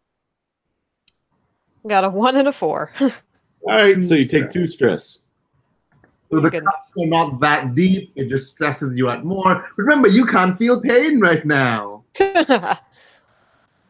Flick, I haven't heard from you in a little bit, and I'm guessing you have a part in this plan. What are you doing to keeping the blood-crazed, rage-fueled Echo from turning back and tearing apart you and Blot? You gotta watch out when bakers get their blood up, man. I mean, the terrible, shitty answer is that I'm making sure that Blot's in front of me. Oh, I think we could probably run the same sort of distraction game that we did on the Ghost and just confuse her until she calms down. all right. Until I tire out. Yeah. So it's a little bit different here because you're not exactly trying to hide unless you want to dive back into those tunnels. In this case, you really are probably looking at some kind of finesse roll. Now, we could treat this again as another team thing, but it probably makes more sense for you to roll, and then if Plot wants to help, give you a die. Mm. Not helped really well with his shooting last time. Now, I am suggesting finesse, but you could try to make a case for another roll. For instance, if you wanted to try and wreck, you could drop down the doorway between you. You could damage it and damage the lock so she can't get to you. You can suggest a different way of doing it. I think finesse makes sense. Right? So that starts me off with 2 dice. All right. Lock, you wanna help out? Am I helping you hide behind me too? This is basically trying to confuse her. So sometimes Yeah. I'm mostly running, probably. I'm I think probably I was- like vaulting over her and going around and that sort of thing. I feel like I'm still caught up in helping her up there, helping Echo. That makes sense. Makes sense. And I'm going through my mind thinking of if I brought like an arcane implement of some sort that might help me, at least in this situation. Have a look on your sheet. I do have it available on my sheet. Arcane implements. But I don't.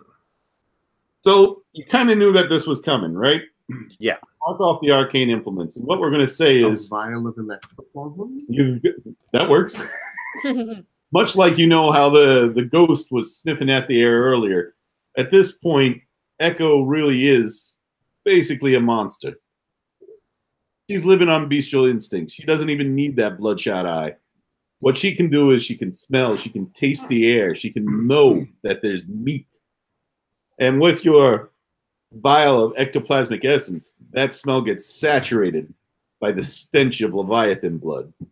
Just fills the air. It's nasty. But it does mean that she can't quite find you as easily. Don't forget, purified electroplasm is only obtained by refining Leviathan blood. So I think what we'll do with that is instead of giving a plus on the die, we'll increase the potency of whatever Slick rolls. So Awesome. You're right now looking at 2 dice. You can take a devil's bargain, or you can push yourself if you want.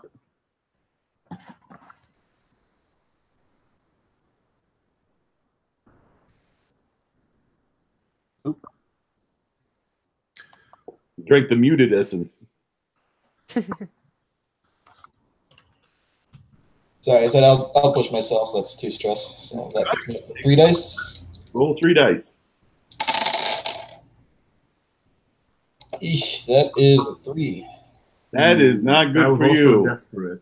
Oh, one thing I'd like to note, Echo, mark an experience because you rolled a desperate action, and now Slick, because this was also a desperate action, mark an experience. Cool. I mark those. You normally mark those on the attribute. Yes, so, they're not They on the... didn't put that on the sheet. Note down somewhere that this sheet doesn't have them, that you have both of you gained experience in the prowess field. Just put a P for prowess in the. In your note, yeah. Yes, that would be helpful. So put P in prowess for the playbook advancement mark. No, that's a little bit different. So Okay, that's why I'm like, where am I going? For now, for this medium. Oh, there it is. Okay, I see. yeah. All right. I don't have the sheet in front of me, but let's say that I know it's not good. So having failed this, I think you're looking at a pretty intense level of harm. Oh, there we go. All right, so I was just going to go for severe harm and stress, actually. Wonderful. Yeah. So in this case, currently you're looking at a 3 harm coming at you. And I think we're going to ask you to try and resist that and see if you can get it down a little bit. Prowess. It'll be a prowess resistance to get that down.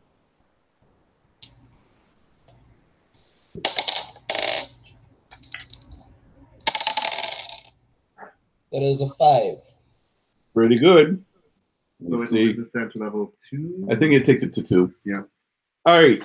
So what we're going to do is we're going to ask you to mark harm level 2 on your sheet. And we're going to call that, that's pretty intense, but you're not taken out. I think that she probably gets her hands around you and puts your shoulder out of joint. So we're going to call it dislocated shoulder. So you can write that down there. But as she's doing this, the smashed electroplasm vial creates, the smell of the blood and an electric discharge, and that distracts your cutter for long enough that the rage essence Drains away. drains away. So, on that note, what you have is this. The thing that the Hawk had lurking in this house was Tam. Tam was being used in some mystical way. Hard to discern what. But whatever's in him is still in him. And for now, you have him. That's going to be the end of the heist. So from this, we're moving a little bit into a gentler world. More civilized. I don't know about that. This is what we call downtime actions. Everyone gets 2. These are pretty useful for a lot of things. You can take on long-term projects. You can try to gather a little bit more information. But what I like to do is you can use them to indulge your vice. You can also try to recover from harm if you're a little bit worried about wandering around with dislocated shoulders and hurt ribs and that kind of thing. But you're not wusses.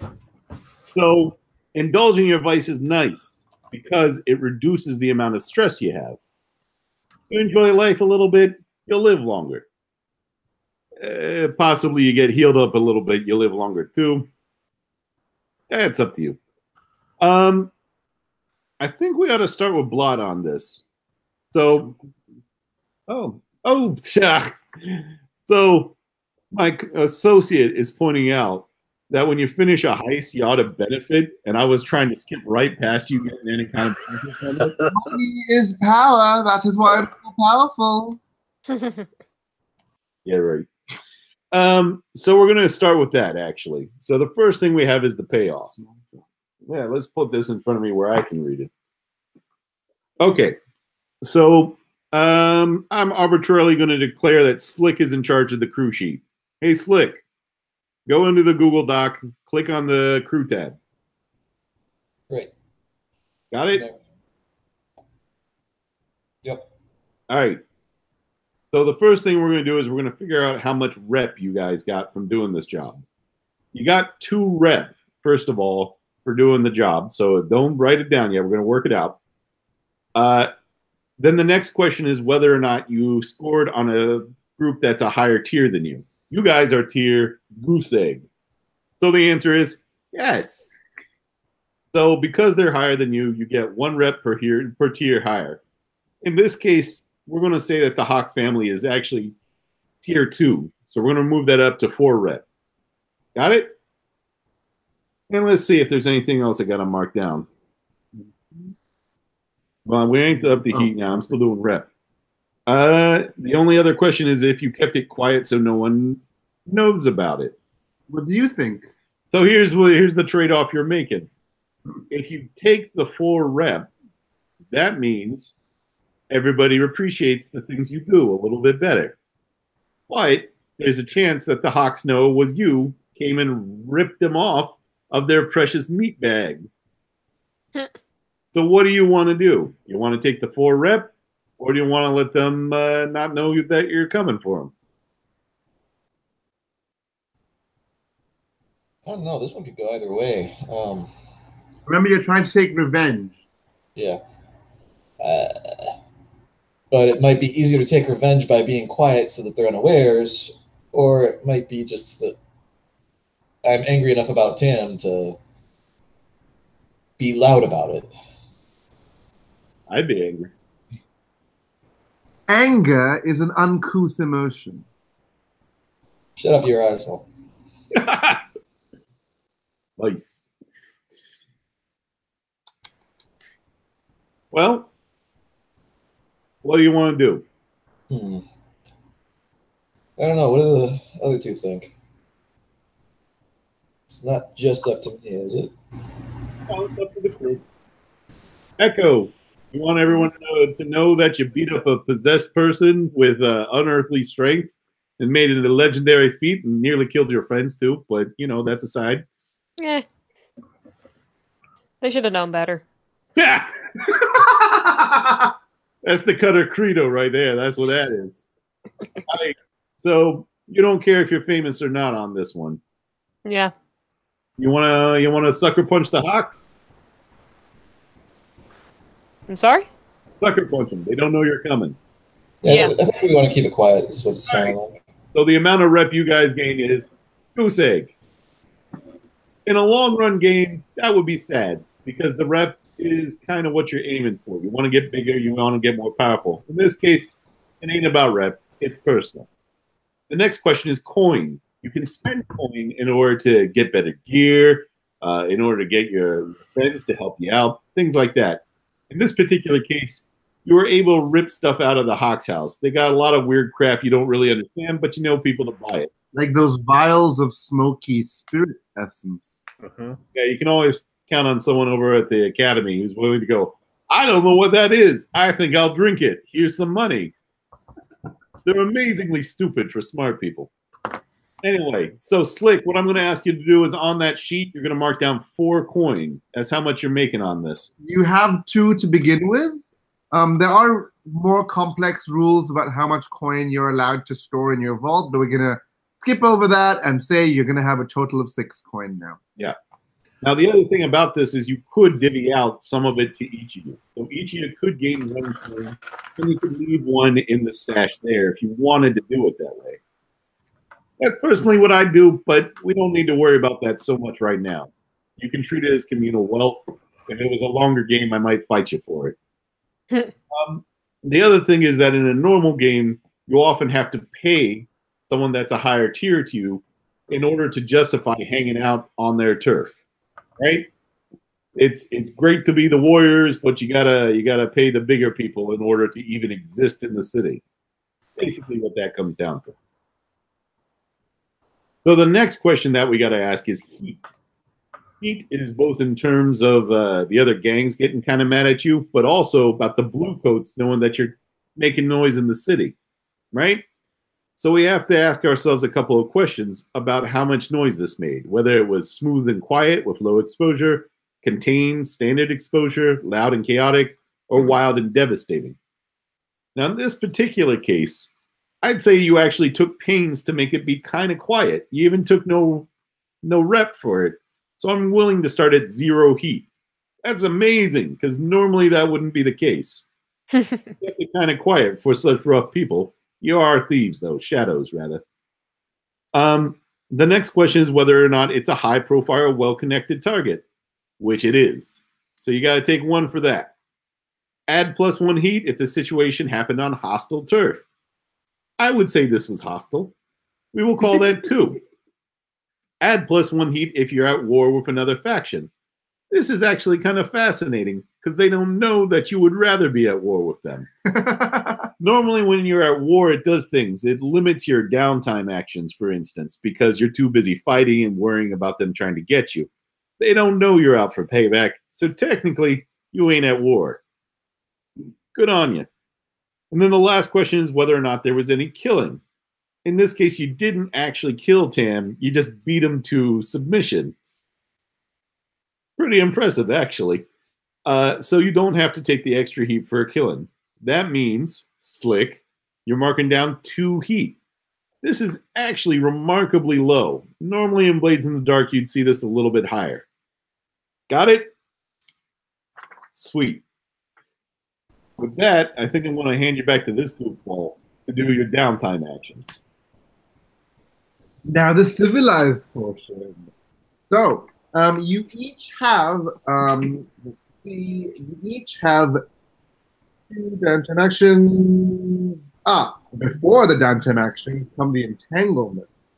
So, in between heists, you obviously, as scoundrels, have lots of other things. That you do and that you partake in, things that I would rather not know. You each will have entanglement. What is the crew's total heat right now? Is that 2? It's a 2. So you're going to roll on the particular table. Would you roll? Okay, what is your wanted level right now? It is 0. You are not wanted. So roll 2 dice for me, please, and tell me the lowest result. Altogether, or just one person? Got it. I just rolled, and that was a 2 and a 3, so 2. So 2. So gang trouble or the usual suspects. Let me see. Okay, I'm gonna say you have LaRose, your blue coat contact. He quickly sends you a message. He sends a messenger boy to send you a message that the blue coats are coming to raid your lair. So a group of blue coats, they look really thuggish and stupid like most blue coats, uneducated louts. They muscle into your lair. You can either volunteer one of your contacts or one of your vice purveyors to take the fall. Or you can pay the blue coats off with 1 coin.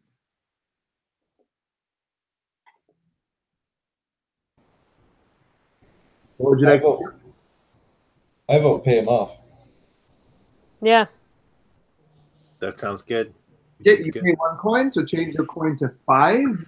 And they grunt a bit and make a show of looking around, but you gave them a coin. By the way, 1 coin is about a week's worth of wages for a laborer.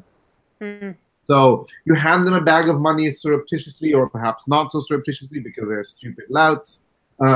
And they're like, ooh, and they leave your lair alone. Borrow you for just a second. 1 moment, everyone.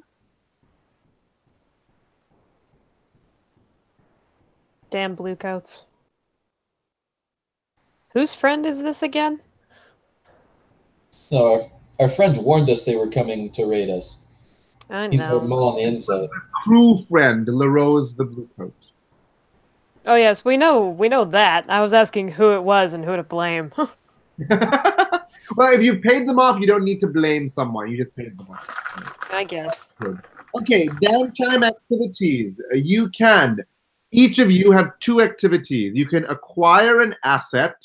You can start a long-term project that I don't recommend because we don't have many sessions. You can try and recover. Recover means try and remove any harm you have.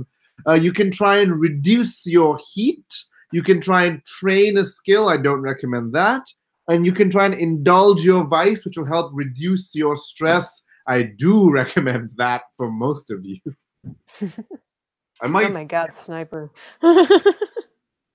I was thinking we might do one long-term thing, which is they could research a little bit more about TAM by going to their contacts. Yes. So if you do a small long-term activity or acquire an asset, if it's small enough, we let you do it as one activity or maybe 2 activities. Although they could just flashback that crap. That's true too. Mhm. So each person can pick 2 of these activities. Whoever wants to start, I will begin with you. I can start because I want to heal my dislocated shoulder. Okay. So you are going to recover. So do you have someone who can help you heal? For example, a physica that your crew knows. I believe that was on one of the other Mhm. people's friends. I don't. Melvir. I have a friend. Yeah, so Melvir, sorry. So you go to Melvir's lair. Melvir is a paranoid germaphobe and is always covered head to foot in cloths that have been oiled so that they're waterproof, and wears a mask with Eruvian symbols all over it. Why everyone seems to use Eruvian symbols for arcane work, you don't know since you are not an arcanist. And he doesn't like touching his patients, so he uses tongs and prongs and forks and prods you a lot. Let's see. I would say, would you roll, since Melvir is a physica, I'm going to say he is a tier, since you are tier 0 and none of you know, well, one of you used to be a student. Let's see. No, street urchin. We have soldier, and we have okay, so I'm going to say, since one of you used to be a refugee, a soldier, I'm going to say Malveer actually used to be a doctor for the army. So he is actually a level 2, tier 2. So would you roll for me 2 dice to see how much healing you get? I got a 3 is the highest. So that means you a healing clock is 4 segments. You have advanced one along the healing clock. You can use your second downtime to try and heal again, or you can not do that. Once you hit all 4 segments, you will heal that wound that you have. So, what's the maximum number of bits in that clock that I can fill on a roll? You can fill 5 segments in a roll. In which case, you'd start a second clock for next time. Okay, then I guess I'll try that again. Okay. That is a 6 and a 4. You heal all 5 segments, and you start a clock with 1 segment left over for next time. Sorry, 2 segments left over for next time. So you may. What tier of harm did you have? 2. So that downgrades to tier 1 harm. So a dislocated shoulder becomes a painful shoulder. Okay, that is both your downtime activities. Who wants to go next?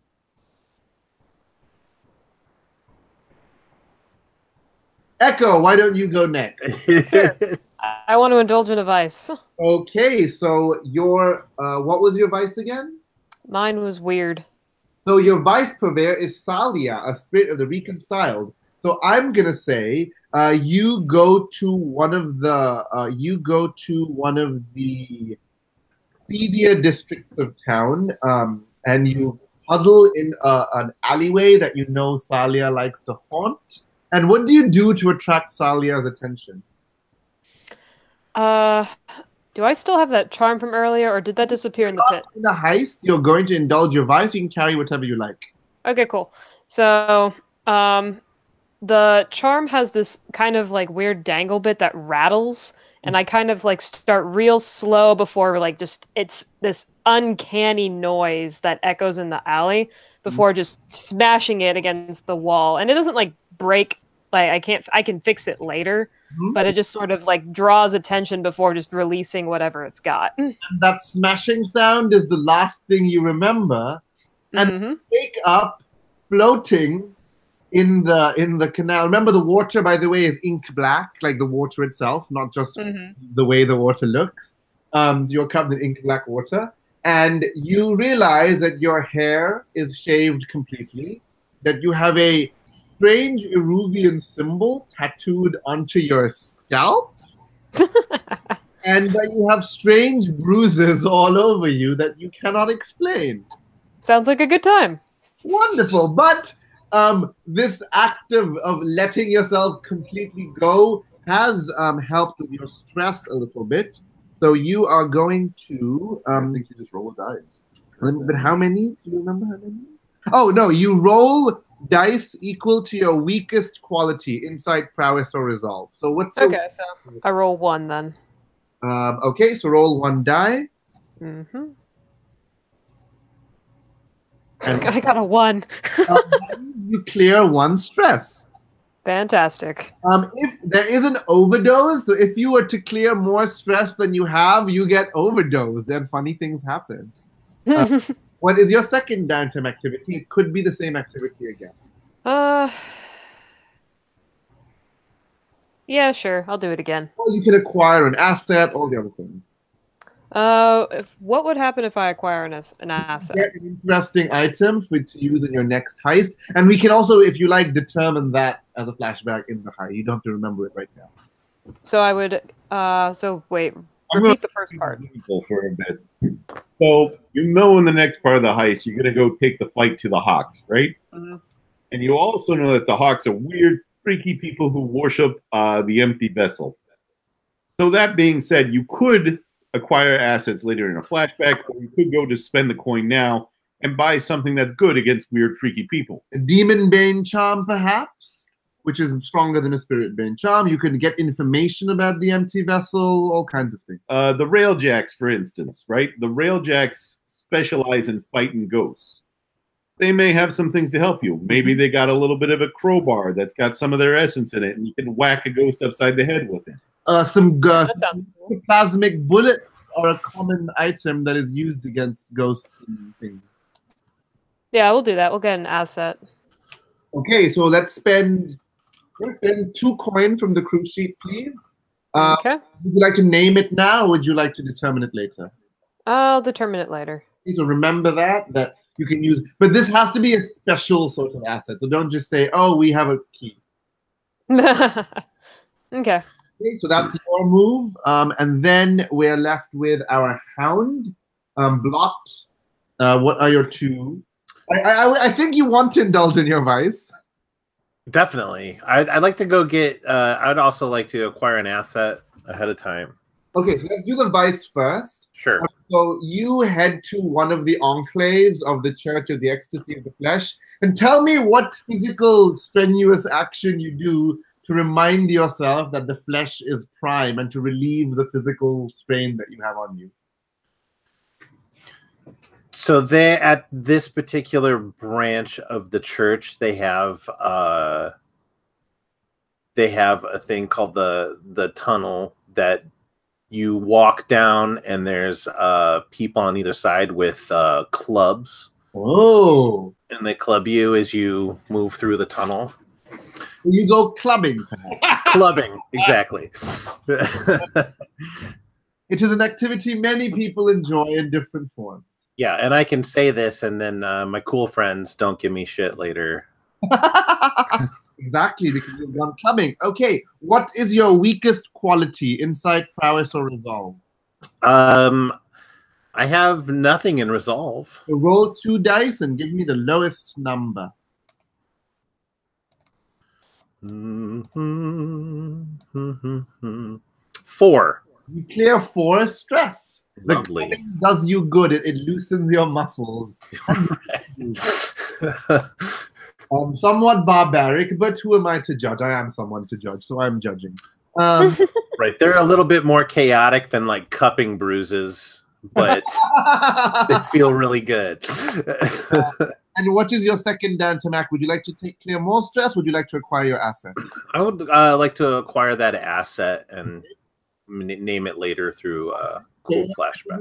Remember, you can also call it information, and we will give you some information. That can also be your asset. Actually, yeah, if she's already going with an item, then information sounds like a better choice. So I'm going to say, does anyone of you have a contact who knows about the arcane? I do not. I mean, barring an exceptionally informed beggar, no. It does. The one you have marked friend. The one you have marked friend will be cheaper, but it can be anyone who is not marked arrival or disfavored. Okay. Yeah, no, I still got nothing. I have a sentinel or a spy that I don't have. The spy could work. Did they mark the gondolas? Well, we didn't do that. It's not marked. Okay. It's not marked. That means he'll be more expensive. Let's say the spy will be a good one. So, how many coins do you have left? We have 3. So you will have to use all of that. But it's worth it for revenge, is it not? Definitely is. Case. So your spy has been spying around in another district called the Night Market, where they think the family has currently bought out a brothel, and they're living in this brothel. But what's more significant is that the spy has managed to find a little some information about the Hawks' strange occult worshipping. The Hawks worship the empty vessel that you know, who is a forgotten god, and the empty vessel is venerated by a pilgrimage into the Deathlands or to the sea, to the docks area, and throwing a sacrifice of some sort. Doesn't have to be a live sacrifice, but of some valuable object, either into the Deathlands or into the sea. And you know that the empty vessel, more so than some of the other forgotten gods, does consort with demons a fair amount.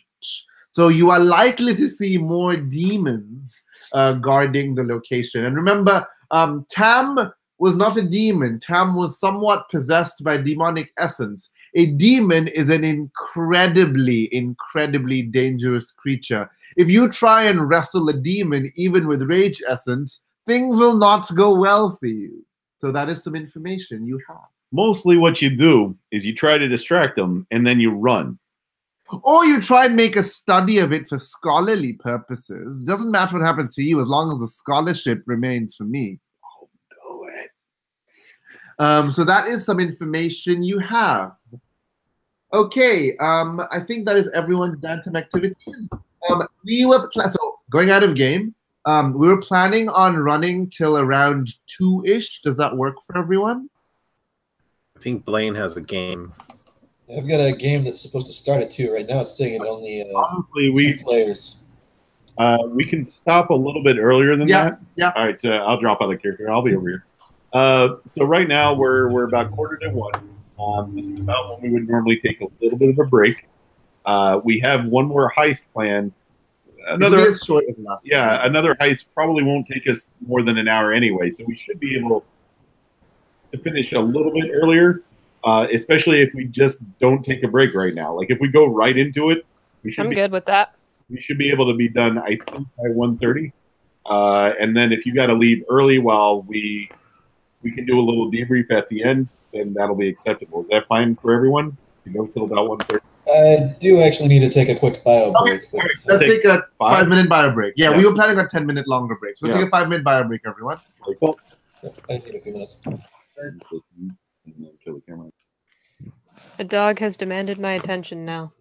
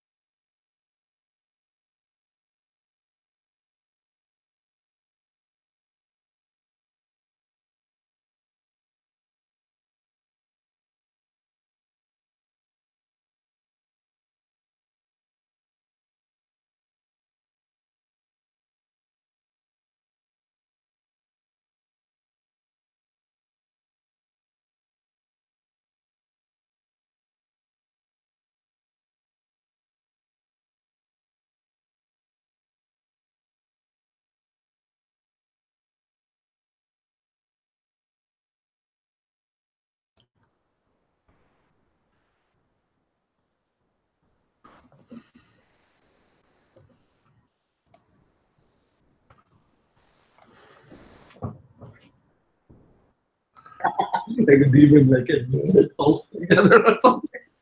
Hey, everybody.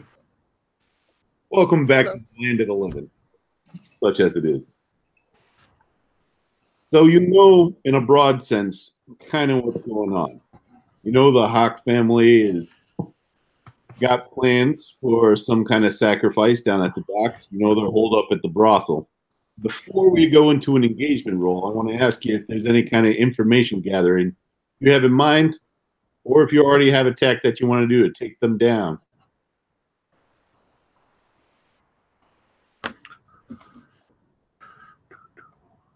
Can we recap the tacks that we can take real quick? Sure. Give me one moment as I consult my notes. So part of this depends on your plan in a more general sense, which is why I was asking if you wanted to get okay. first. Now, once you do, there's several ways to go about it. The most direct one is assault.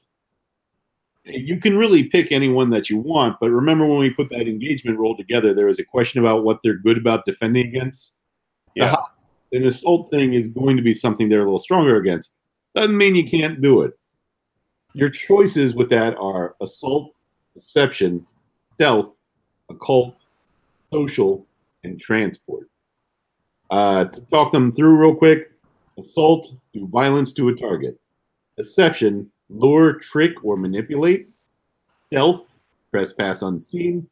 Occult, engage a supernatural power. Social, negotiate, bargain, or persuade. And transport, carry cargo or people through danger. Now, a thing to keep in mind here is that as shadows, you guys are pretty top-notch thieves. But you can do anything. Also, even though, let's say, for instance, Slick is a lurk, all of you are multi-talented. You have the potential to be sneaky. Maybe not quite as good as the lurk, but you're able to do it. You can push yourself. You can get a friend to help you, whatever. So you can do it any which way you want. The two kind of points we've identified as going in are either in their current headquarters or down at the docks. That being said, if you had a question about a third route or an idea about going into it, you might be able to develop something we didn't think of.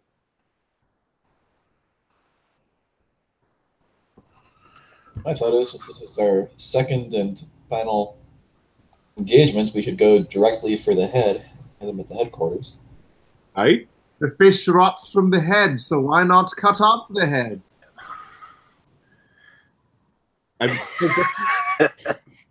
You just get another fish. Why would you eat?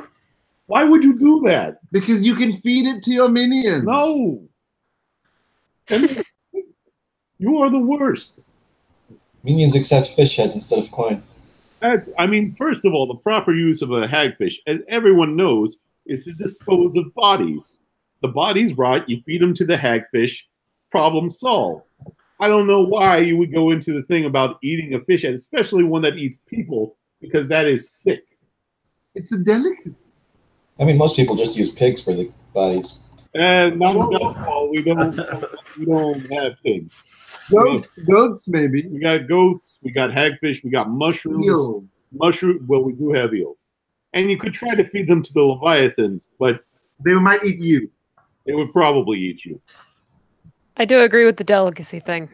Just saying. My, the baker has very refined cooking tastes. So the question here right now is what kind of direction you want to take.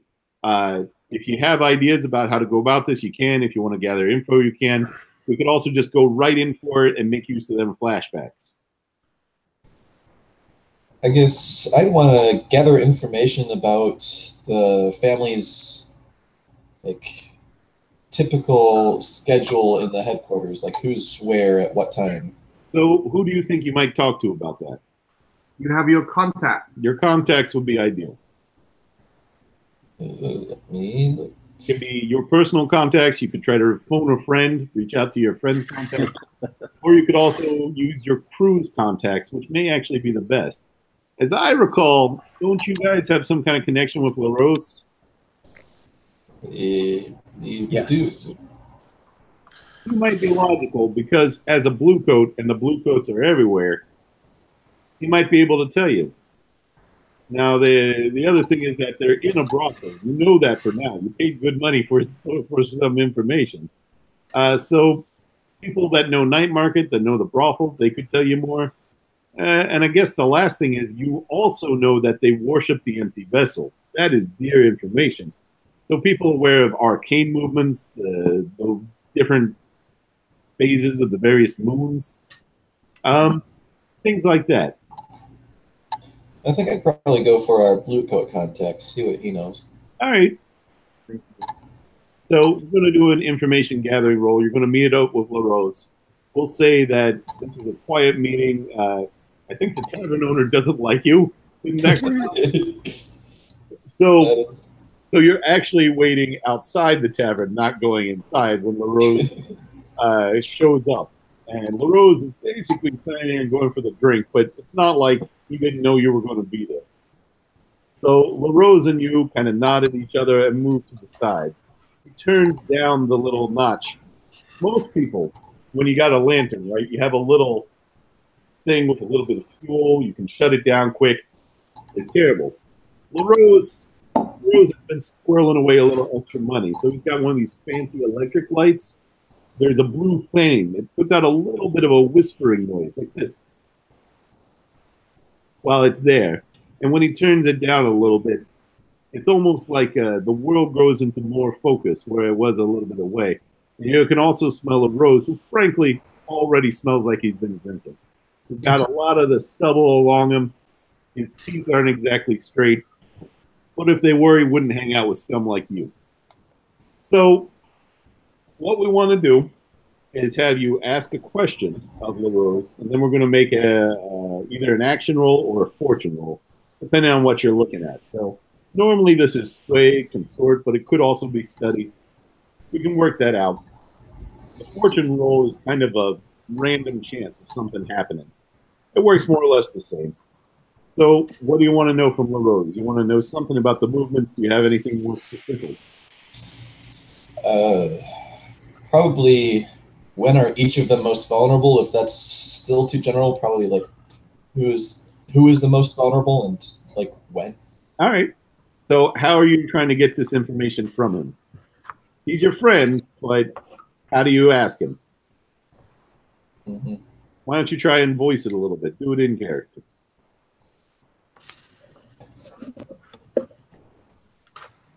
Listen, Rose, we've been keeping it on the down low, but we did go into the old house in Old Town. It was bad. I need to know how I can stop them. I need to know where I can hit them and hurt them. So LaRose dips his head a little bit. And he says, they done you wrong. They done a lot of people wrong. And look, this can't come back on me. No matter what we say, it can't come back on me because I will not have them diving in my dreams like they did that other guy. He still wakes up screaming. I don't know if I'm ready. So what I'm going to have you do, what I want you to do, sounds like right now we're in sway. You good at sway? I'm not terrible at it. Not good at it, though. You any better at consort? No. Probably best hanging out in sway then. Go ahead and give me a roll with that. All right. Start with one die. Is this controlled? Yeah. This is controlled right now because LaRose isn't afraid. You're not in the tavern. Well, he's afraid of them, but he's not afraid of you. Yeah. So right now we're kind of not looking at great possibilities of effect, but he's got information he can share. We'll call this. All right. Let's see how lucky my die is.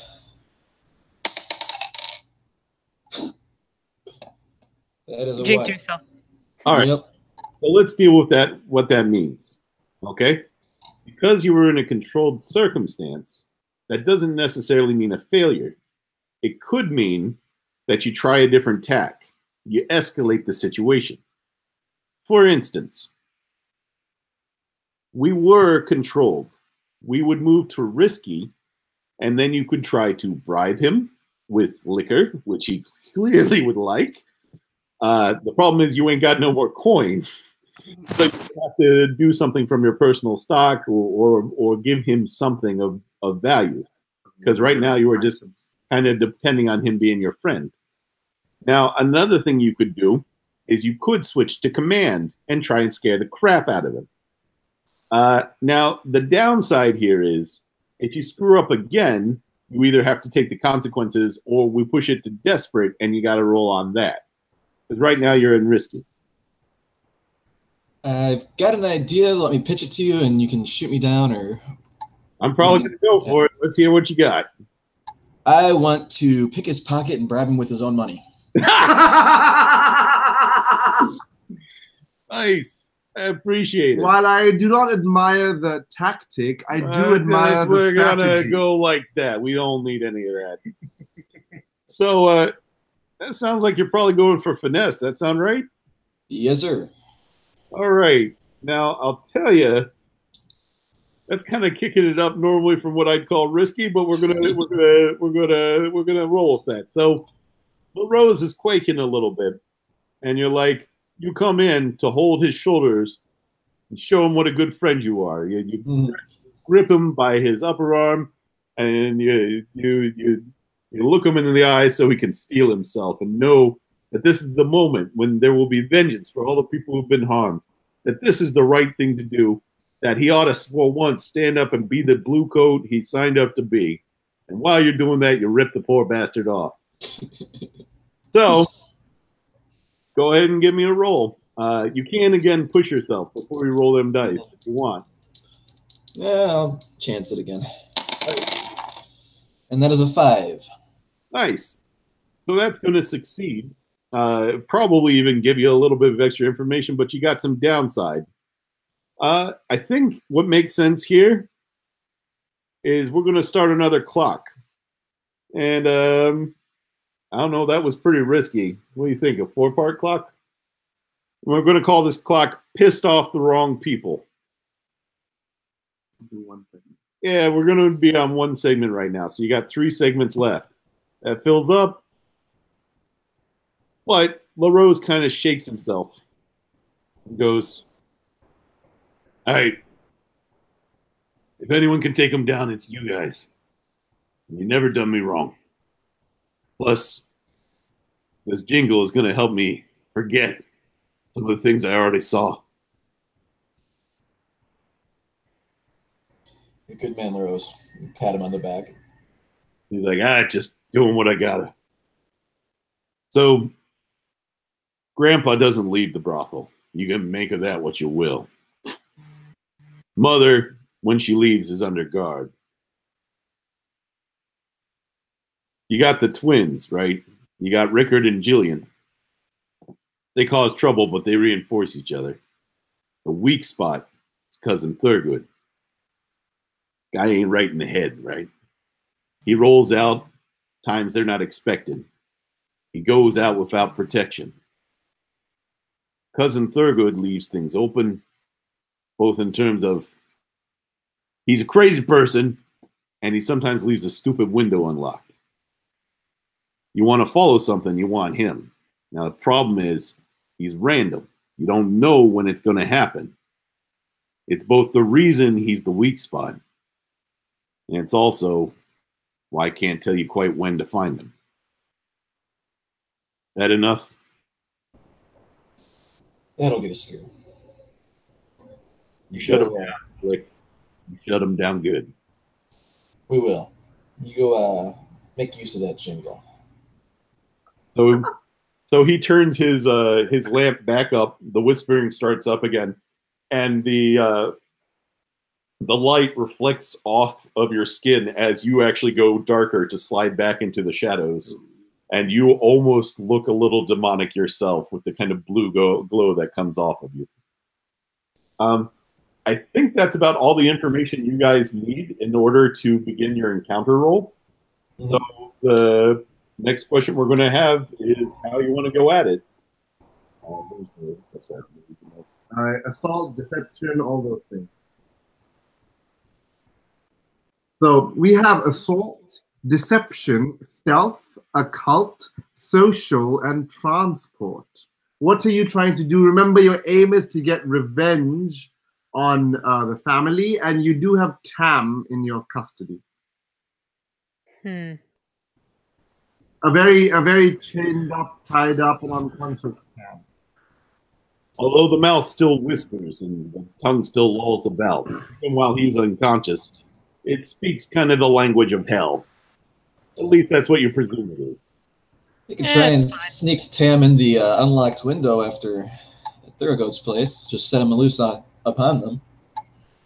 That seems a wonderful idea. Also, what do you do with Tam once he's finished with the family, though? Just something to ruminate on. Yeah, not my problem. Even though they were your friend, I can see that. Have you looked at him lately? I believe, Slick, you have moved yourself from my friend to my associate. That's exactly what you're getting, a bunch of side eye from us. Have I looked at him lately? I was the one dealing with him. So Slick suggests using Tam as a human time bomb. Does anyone have a secondary suggestion, or is that what you want to roll with? I mean, I've got like 5 different suggestions. That was just the most funny. Let's hear from the other peeps. I got nothing. All right. They seem to be involved in a lot of occult rituals and things like that. We could maybe throw something into the mix so they end up summoning something a lot worse than they intend. All right. It's always wonderful summoning uncontrollable forces into the world. That's what I thought. So that would probably mean trying to interrupt the ritual down at the docks, which you could certainly do. But I'm up for either. The first one felt like a sneaky type situation, so I didn't know if we wanted to kind of mix it up or just stay in that kind of a area. You are shadows. You are shadows. As long as I get to punch things, I'm fine. So there's a Got couple a deception that I could pitch. If you want to substitute whatever they're going to sacrifice with something that is tainted, you could try to go about that even within the brothel and take advantage of the knowledge that you got, right? Mm-hmm. You could also try a direct assault, which is basically what you're describing when you throw Tam in, because that's immediately going to go crazy.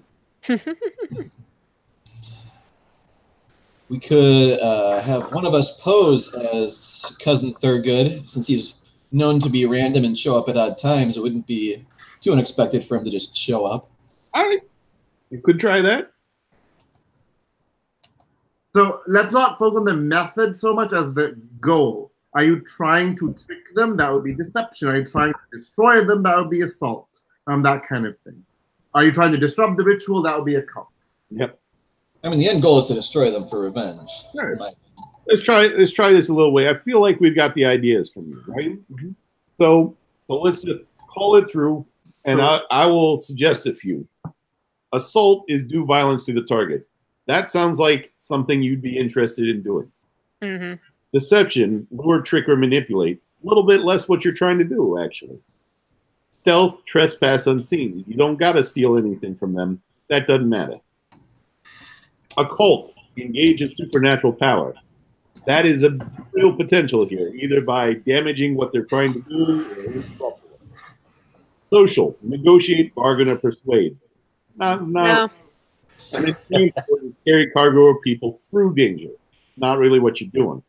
So you're probably looking at either assault or occult. I think occult would be more like the means to the end for that. So I think we're really looking at assault, in my opinion. All right, let's call it assault then. Let's put together the roll real quick. We got one with pure luck. We always start there. Is the operation bold or daring? I believe here the answer is yes. You are attempting to assault a more strong tier than you. Is this operation overly complex or contingent on many factors? It is, actually, although you don't know all those factors. So I'm going to go ahead and cut it down to 1 again. Does the plan's detail expose the vulnerability of the target or hit them where they're weakest?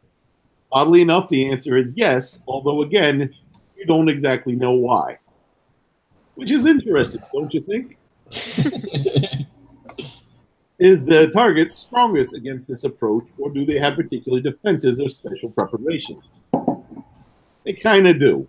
They got protections, they're occult people. So we keep going back and forth between this 1-2 thing.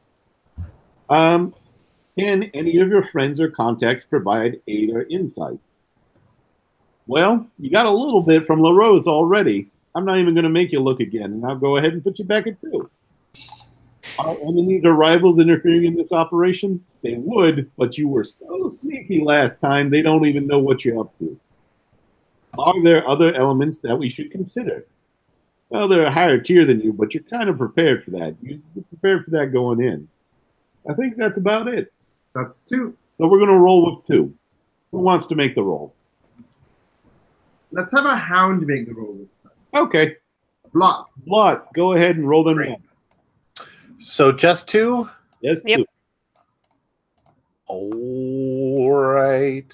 The main thing this does is say where we're starting the position. Oh, cool. This is fun. My highest is a 3. Nice. That means you boned. Really just how we're starting. You're starting from a bad position. Yeah. So, can you tell me the point of attack? That's the only detail I need to know. Where are you going? Their plan was to drop in Cam. So where would you like to so remember, it's a brothel in the Silk Shore. Just so you know, so this might help you figure that out. I will tell you about the Silk Shore.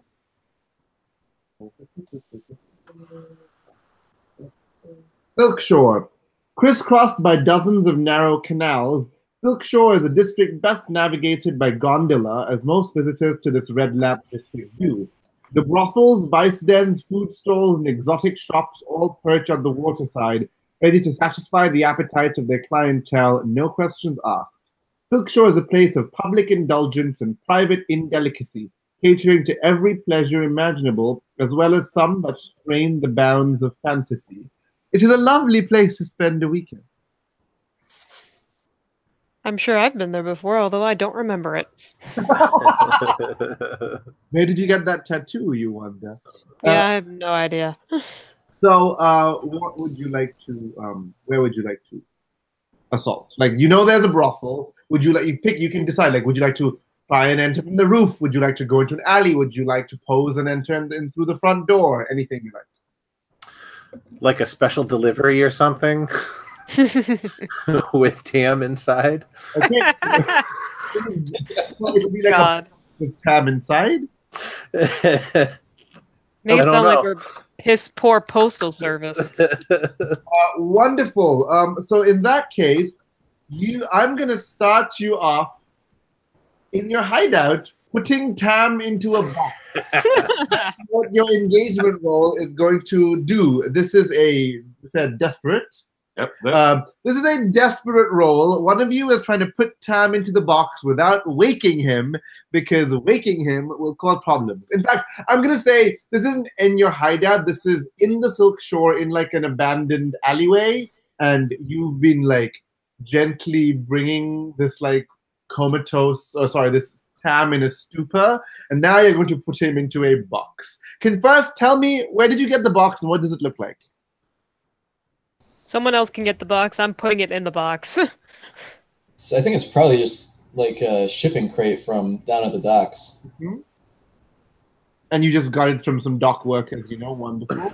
I think I just probably stole it from. It was just at an unmonitored spot. Yep, your shadows. You stole the box. Wonderful. Now, how you're standing? The box is open, and Tam is still looking monstrous. He stopped transforming more, but he's standing there like swaying gently. You're not entirely sure what's up with him. I am probably, if I study him, would know more, but you do not. How are you putting him into the box? Well, if it's a large crate, then I'm just gonna dump him in there. Okay. If you dump him in there, there is a chance of him waking up. So that's definitely going to be desperate. But it'll be very easy to do. The effect will be you'll throw him in the box. So what skill do you think you're using? I don't want to wake him. It sounds to me like skirmish seems appropriate, or perhaps finesse. Skirmish sounds like a good plan to me. Dump him in. Yep. So, Get him in as fast as possible, and then close it before he can before he can get out. Dump for me. I got. Oh wait, first, do you want to push yourself or take a devil's bargain, or does anyone want to help you? Anyone want to help close the crate? Is desperate. Well, I'm helping. I think the dumping might be a surprise, but I'm going to help you get him in. You're like steadying and yeah. You can take a stress to help. Yes. Okay. And do you want to push yourself for 2 stress or take a devil's bargain? Nah, I'll just do what I got. So that's 3, right? The die for the help. Okay, we got a 4, a 3, and a 1. Okay, 4 counts. First off, mark experience under prowess. Okay. For doing a desperate action. Oh, we forgot to mark extra experience last time for the question. Yeah, skip it. So let's skip that. Okay. We don't really have enough time. Okay. So you manage to dump the body in. There's a thump. For some reason, he doesn't wake up. However, you do make some noise, and you attract some attention. So you dump him in. You quickly seal the box, and 2 ladies, very scantily clad, and with like dusky skin of someone from Eruvia, hear something, and they approach the alley, and one of them says, "What is going on here? What is going on? Hello? Hello?" And these 2 ladies are entering this alley, and you guys are standing with a crate, and the 3 of you. Oh, did any of you have a disguise by any chance in your equipment? We didn't do well. Everyone pick your loadout. Exactly. Sorry. Pick your light, normal, or heavy. Would we go one by one?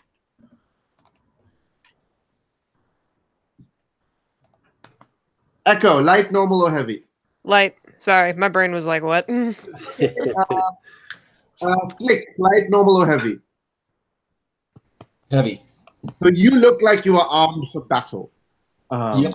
You have equipment and a backpack and swords, everything. Okay. Mhm. And then Blot. Normal. Normal. So you are carrying a few things. So they walk in and they notice someone armed to the teeth and carrying all the equipment, and they're like, "What is going on?" And one of the 2 ladies starts backing out from the alleyway, while the other one is standing there, kind of looking at you all curious. What is I want to approach them. Okay. Non-threateningly. I'll say that outright. Okay. And what are you trying to say or do or what? So I'm going to approach them and says, "Ladies, please stand back. We're handling a very dangerous creature, and I'd hate for any of you to get hurt." Okay. I'm going to say risky. What role do you think works here? Are you commanding them? Are you trying to sway them? They're not your companions, so you wouldn't be consorting with them. I could do command. Okay, you're like, "Ladies, stand back." Okay, roll. Do you want to push yourself or take a devil's bargain? I'll take a devil's bargain, sure. Okay, I'm going to say because they are involved in certain things, the devil's bargain will be 2 ticks on pissed off the wrong people. Hmm. And it has 4 total ticks to activate, and you are on 1 tick right now. So that would put us at 3 and have 1 left. Well, I'm gonna take it. Nobody ever better fuck up. Wonderful. So you get a die. Does anyone want to help you command? Can I help by I don't know, it's like speaking in Eruvian since that's my heritage? Kind of. Yes, you can totally. Do you want to be like calming, or do you want to be more? Yeah. calming. Like good cop, bad cop. Yeah. Yeah. I love it. So our hound, our sharpshooter with his giant rifle, is being like, no, ahlan, wahlan, la sahlan. I don't actually know that much Arabic. So. Actually, I know a little bit Arabic. You say, جدتي تأكل الخيار في البيت, which out of game means my grandmother ate a cucumber in the house. Yeah, that's like, the very The calming idiom. exact thing that you would say to calm two rich-looking ladies. They actually don't look rich. They're well dressed, but they look like prostitutes. Oh, okay. Um, Still, the exact thing you would say to calm down ladies. Yeah, they love non sequiturs like that. It's great. while Echo is like, oh, okay, give me a roll with 2 bonus dice. Yep. So that is 2 5s, a 6, and a 4. Ooh, a 6. So simply, it's risky action. You do it. They're like, oh, okay, and they just back off and they like, okay, we will. It's not our business. It's not our business. We will move along. But you do notice that as they leave, they take a side door into the brothel that you are trying to infiltrate. The brothel has a sign above it. The sign has a painting of a what? Let's see. Slick, what is the painting on the sign of the brothel? Let's see. And the obvious one is just like a dancing lady. I think that's too on the nose.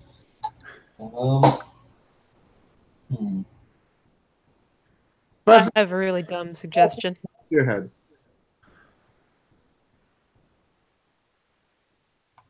You have a suggestion? Go for A golden goat. A gold, and the brothel is called the Hawk Goat.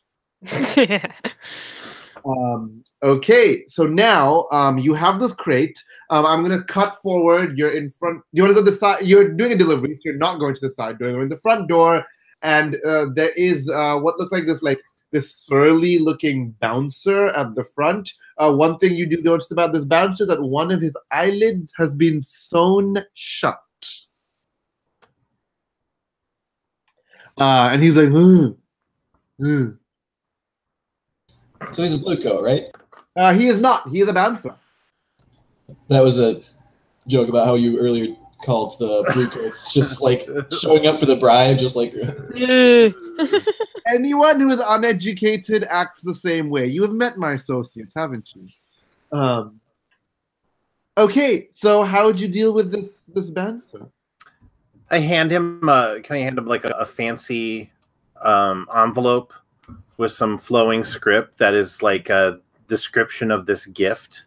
You have documents? I sure do. Okay. Is it italics? It is not. You hand him the documents. He cannot read. And I'll say that this is for the master of the house. And what do the documents say? You forged this or acquired this. So what do they say? It's a description of elaborate gift from one of their rivals as like some sort of amends of sort, like an olive branch. Okay. So he goes inside, and a few moments later, Grandpa emerges. So, what does Grandpa look like?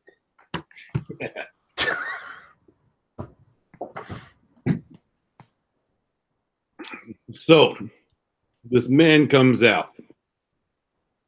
And it looks like there was a time when he was tall and kind of powerfully built. But now it looks like the word gnarled was actually meant for him. He's got huge knobs on each of his fingers, which have swirls within them. His neck is kind of dipped down low, a bit like a vulture's. And he's got some hair that's there, and then a little bit of the goat beard you actually recognize from the sign out front. Looks like the hair used to be blonde, probably the gold part, but now it's stained, would be the best way of describing it. Gross. His face is interesting in that there's a little bit of a light smile. But when you look in the eyes, there ain't nothing. He's empty. And he comes forward to look at what you have and to read your documents.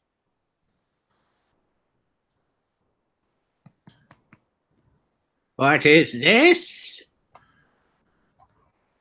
But I do not read myself, sir. It is, Of course you don't. You're a lowborn swine. yes. So please open it up and read. Are you mocking me, boy? Not intentionally. So he takes a moment to read what you have given him, and then he leans forward to look into the crate. Now, this is a moment where I got to ask what you intended. You intend for this to immediately attack him, or do you intend for him to take it inside? I would say for him to take it inside. Yeah. All right. So that's fair. As I said, his face doesn't actually change. It's empty. But you will notice something. From inside the crate, the kind of glee you would expect to hear from him, or the fear, or whatever emotion, actually comes out of Tam.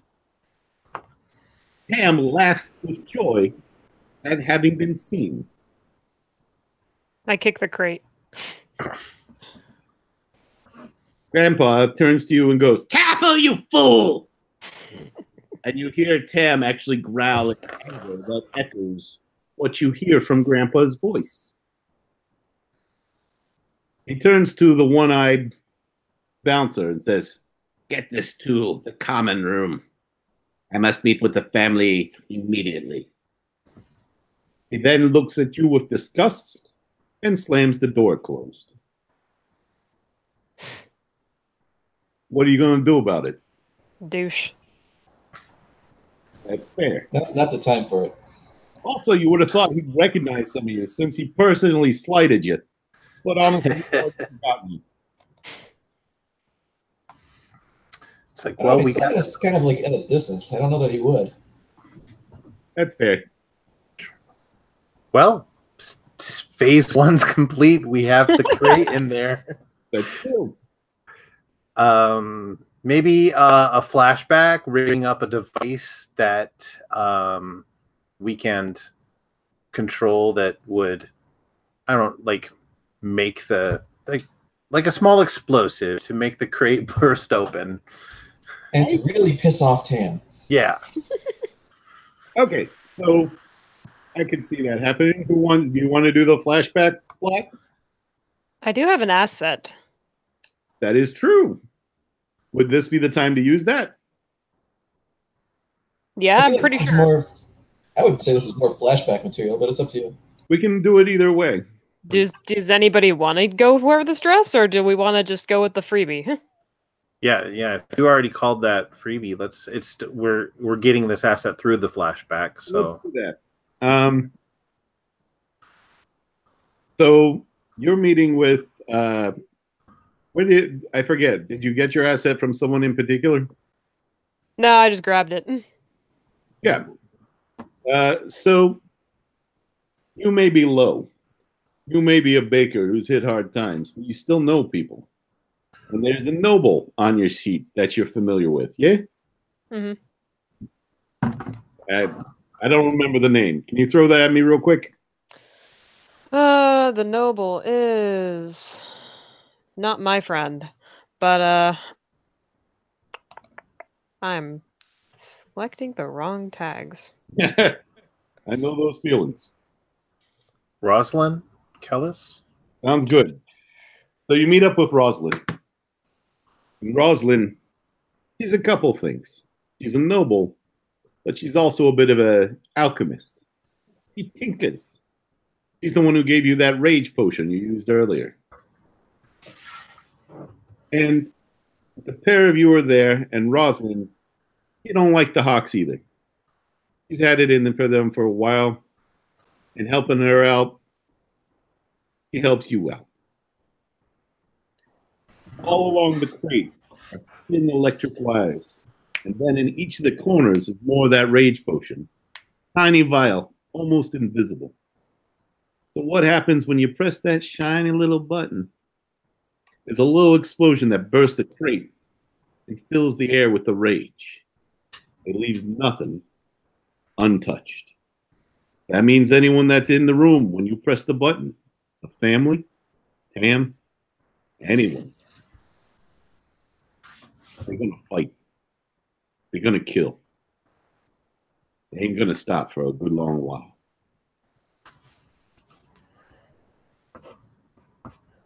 Now, I will say that includes anyone that's in the room.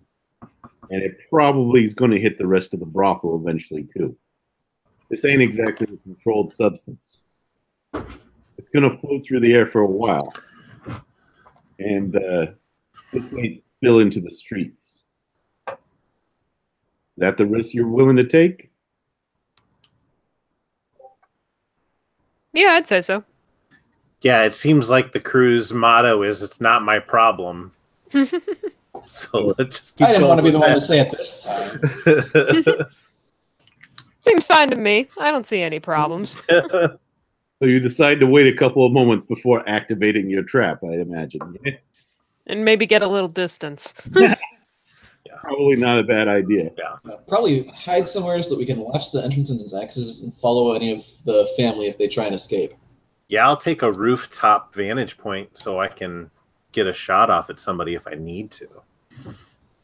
Yeah, I'll be hiding in an alley through the guise of shadows. I'll probably be hiding too, but not nearly as well as you.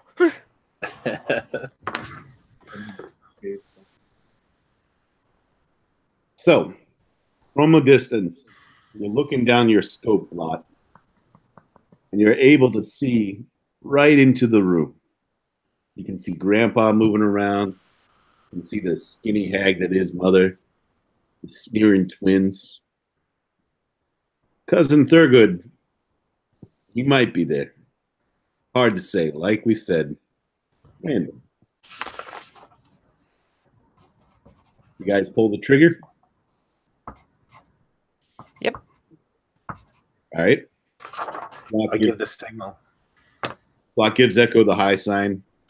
Echo mashes her burned thumb down on that button. In the distance, you hear a pop. Sounds of screaming that turn to screams of rage. Now, there's a weirdness to this. Because at first it seems like the family is incapable of that emotion. At first, it seems like the only noise you hear is Tam. But eventually you hear Tam's death knell. And at that point, the family goes crazy. But the screams spill out into the street. Family's not even the problem anymore. The problem now is Johns and prostitutes that are hitting the road, ripping up bricks and pounding them into each other's heads. You can hear the whistles as the bluecoats are called. Also, you pissed off the wrong people for the last time.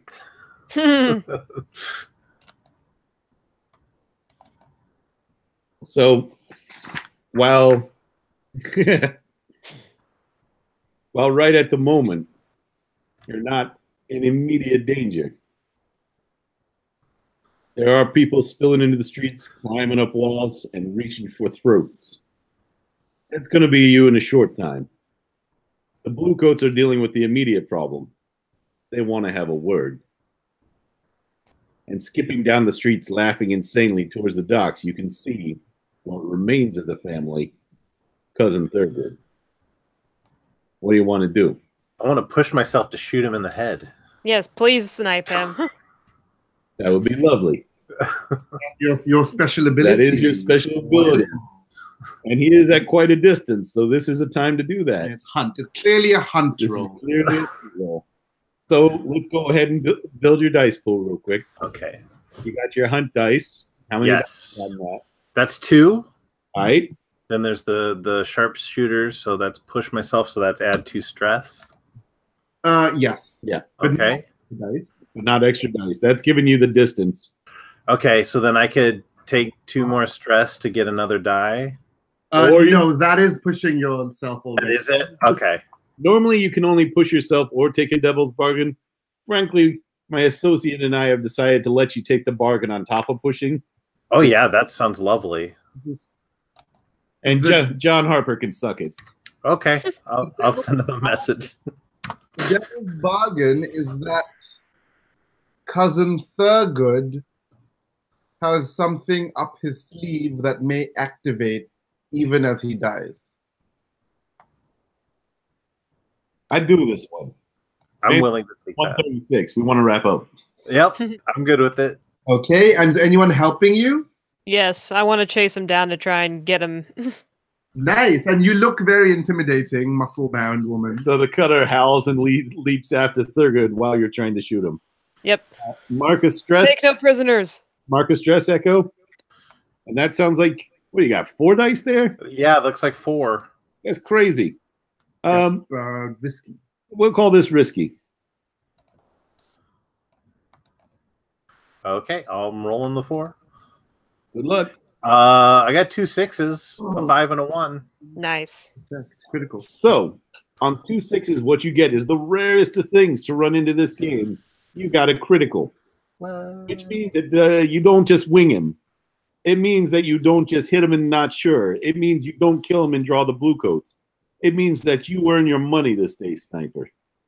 It is a clean shot. The howl comes up. Thurgood turns around, his wild eyes and gnarled teeth and crazy hair clear in your scope, and a look of horrified shock as he hears the report.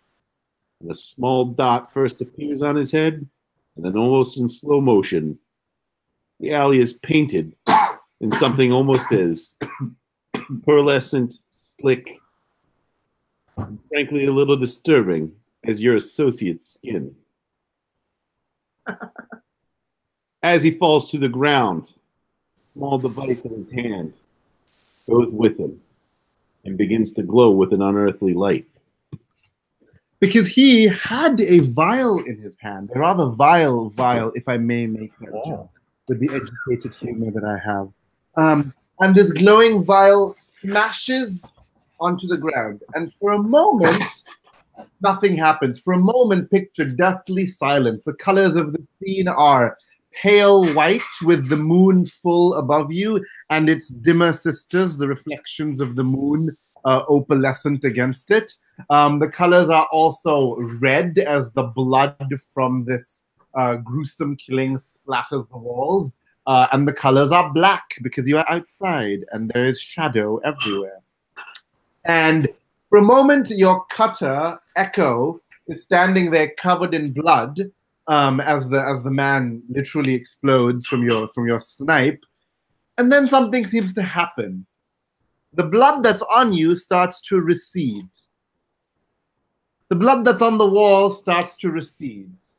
The blood that's on the ground starts to pool.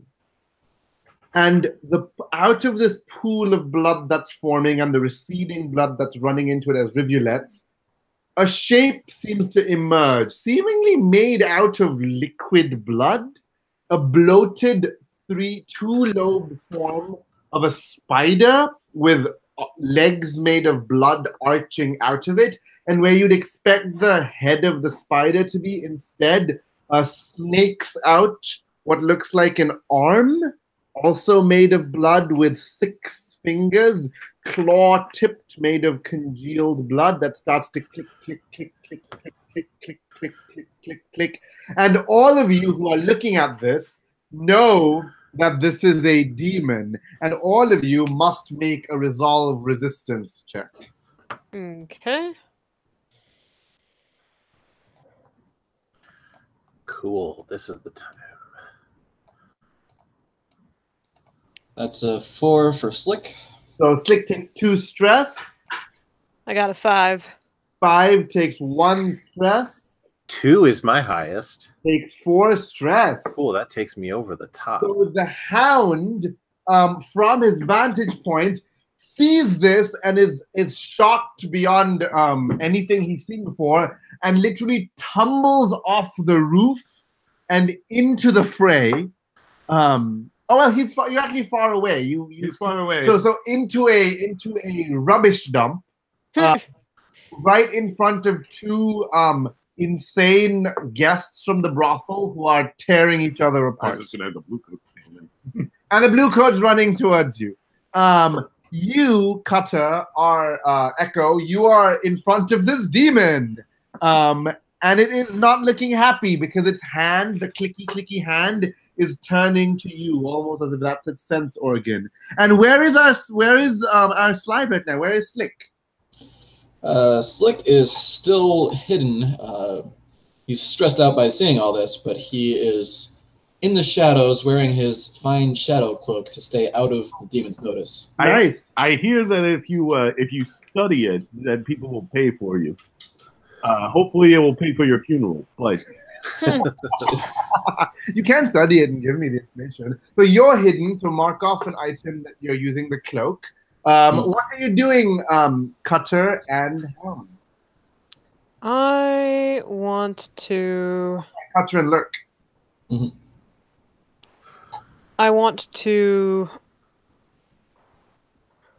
I want to push it into the river. Are you going to push yourself to use your feat of strength? Because otherwise, this will be very, very difficult. Oh yeah, for sure. Okay. Are you taking a devil's bargain, or are you? Well, you can take a devil's bargain if you want. Mm-hmm. Yeah, we'll do that. Okay. I'm going to say devil's bargain. You're going to be marked by a demon. Perfectly fine. I'm already got a tattoo on my head, and I'm bald. I'm not concerned. Are you helping Slick? Absolutely. Am I helping Slick? No. Oh no, Slick is. Oh, you helping? question too Slick. Punctuation is what you learn from education. I will help by taking an unusual weapon and have a length of chain that I'm wrapping and pulling on this thing to help. Nice. Well done. Take a stress and roll me all the dice. So 5 dice, right? I think that is yes. Okay. Oh, okay. 5, 3, 2, 2, and 1. Okay, so you got a 5, so that's acceptable. So I'm going to say you managed to as your associate chains its multiple legs together, you bellow out in rage. Well, not in alchemical rage, it's regular rage this time. I'm getting pumped up. Yeah, and shove it into the canal. It falls in the water with a big splash. It does manage to claw at your face with its hand as it's being thrown in. So you're going to take a level 3 harm where you have claws that burn like fire. Okay. Bloody demon claws are not normal claws. But you manage to push it in. The blue coats come, they grab your hound and haul him off to Ironhook prison. In the real game, there is a phase called the prison phase where you can do things in prison, make contacts, do prison deals, and before escaping. The other two managed to book it because you see that the blue coats have your friend. You're going to have to help him bust out. You did get your revenge on the family, but at what cost? Dun, dun, dun. and I think because we're at 144, we're going to call it right there. Yeah. And we hope you enjoyed it. A couple of things. Normally, we would again give you the payout now and do experience and all that, but it's a one shot, so we're not going to worry about it. Quick note: at the end of each session, you answer questions that did you act according to your behavior? Did you role play and you get experience for that kind of thing? Both for your crew and for individuals. Yeah. But we are going to not do that this time. We can do a little bit of debrief real quick. But if anyone needs to go, they certainly can, and we would like to thank you for playing with us and trying something of an experiment. Yeah, we experimented with 2 DMs of different social class, and we also experimented. I have never run 2 heists in one session, but we really want to give you the experience of the downtime in between. So we tried to make heists. Yeah. So thank you for being guinea pig. Hey, I'm happy to be a guinea pig. This was the first time I got the book like ages ago, but I haven't really been able to do anything about it. So this was a really nice run through. Thank you. Thank you, Morgan. Hey. It was actually a lot of fun with the two DMs. It seemed like you both could like pick at different things. Like one was working in the background while the other was narrating. It seemed to work really well. That's the general idea. We stole a little bit actually from Swords Without Master, if you've ever played that. Haven't yet. Yeah, so broadly speaking, what we were is high and low. Yeah. Or in Swords Without Master, it's jovial and glum. So we're trying to shade the scenes differently depending on which of us was in control. And who was in control mattered depending on what choices you made. So if you were going for a low thing, like La Rose is kind of low, that was me. Normally we would have had Sharang play the aristocrat, but it was coming to time, and Yeah. we didn't want to keep swapping. so we kind of pushed that off a little. Can I have from each of you one fun moment that another player did, please? I liked the failed parkour. Not to laugh at your failure, but that was pretty funny. Awesome. Thanks. Jeremy? I enjoyed just the brutal not messing with drinking a potion. You just break it onto your skin. Oh yeah, for sure. Isn't that how you use potions? There's no time to mess with that. It actually solves a lot of combat problems that I've had with potions. So just breaking it into your bloodstream. I love that, Jeremy. And It's basically a primitive adrenaline shot, just straight to the heart. yeah. And Blaine? I really liked the interaction that Jeremy had with the grandpa, where he's just like, I don't read either. I don't read that. That was actually a really fun line, which I did not expect. I was like, oh, point. I'm not mocking you on purpose. Good. It's a very Shakespearean moment, like, I bite my thumb, sir, but not at these. I do bite my thumb. Nice. Awesome. You guys have any other feedback? I think we could actually probably say thanks and call it quits at that if you're good. This is pretty fun. I would really want to play this again. Yeah, I we definitely want to play a longer campaign with this game. It's a game Yeah, same. so it's a game that really wants you to play a campaign and not a one shot. One thing that Yeah. one thing we did is we restricted your choices pretty severely. So we had already filled out the playbooks except for one spot. We limited the crew type to just thief. We gave suggested ups and downs. The other thing is that the basic game, a lot of what you do as a crew is decide who you want to hit. There's not normally people that you really want to hit particularly. It's just all about status. Yeah. And we decided that as a one shot, it made more sense to have people that you already hated. Yeah. Yeah. We also added the what did they do to piss you off part of it. We also upped, because I like the setting a lot, we upped the supernatural a lot in one game. Normally you wouldn't see a demon and a ghost and a possessed and a magic trap, but I really like that. And the weird family. I like that family. too, That though. actually Otherwise, really worked how else out. am I supposed to get my kicks? It's also actually kind of funny because the vast majority of the ways we limited the playbooks, we didn't put any of the special ghost powers on anyone except for the Whisper. But no one picked the Whisper or the Leech. The Whisper and the Leech are the two more magical characters, and no one picked everyone straight up physical characters. That was really funny. Yeah. And yeah, so we encourage you to support the game if you can and have means to. I would encourage you to buy the game on drive-thru or from the website itself. The special edition is actually a very nice, fancy book. It's really cool. And if you haven't played as part of the Gauntlet before, I've been playing as part of them for a year. For years, actually. I'm a big supporter of the Gauntlet community. They have a lot of great podcasts, discussions they do They online. have a Kickstarter right They have now. a Kickstarter right now. They have a Yeah, I back that. yeah, and honestly, they're my favorite people to play with online. Before I played with you, and now it's you. And if you, Oh, you're just saying that. so if you're interested, my Twitter is at Sharang Biswas. If you're interested, Jason. Nah, but you can reach out to me. I'm not hard to contact. Yeah. So yeah, at Sharang Biswas. That's the full name. My full name. Perfect. Thank you I so have a much. quick question. Yeah.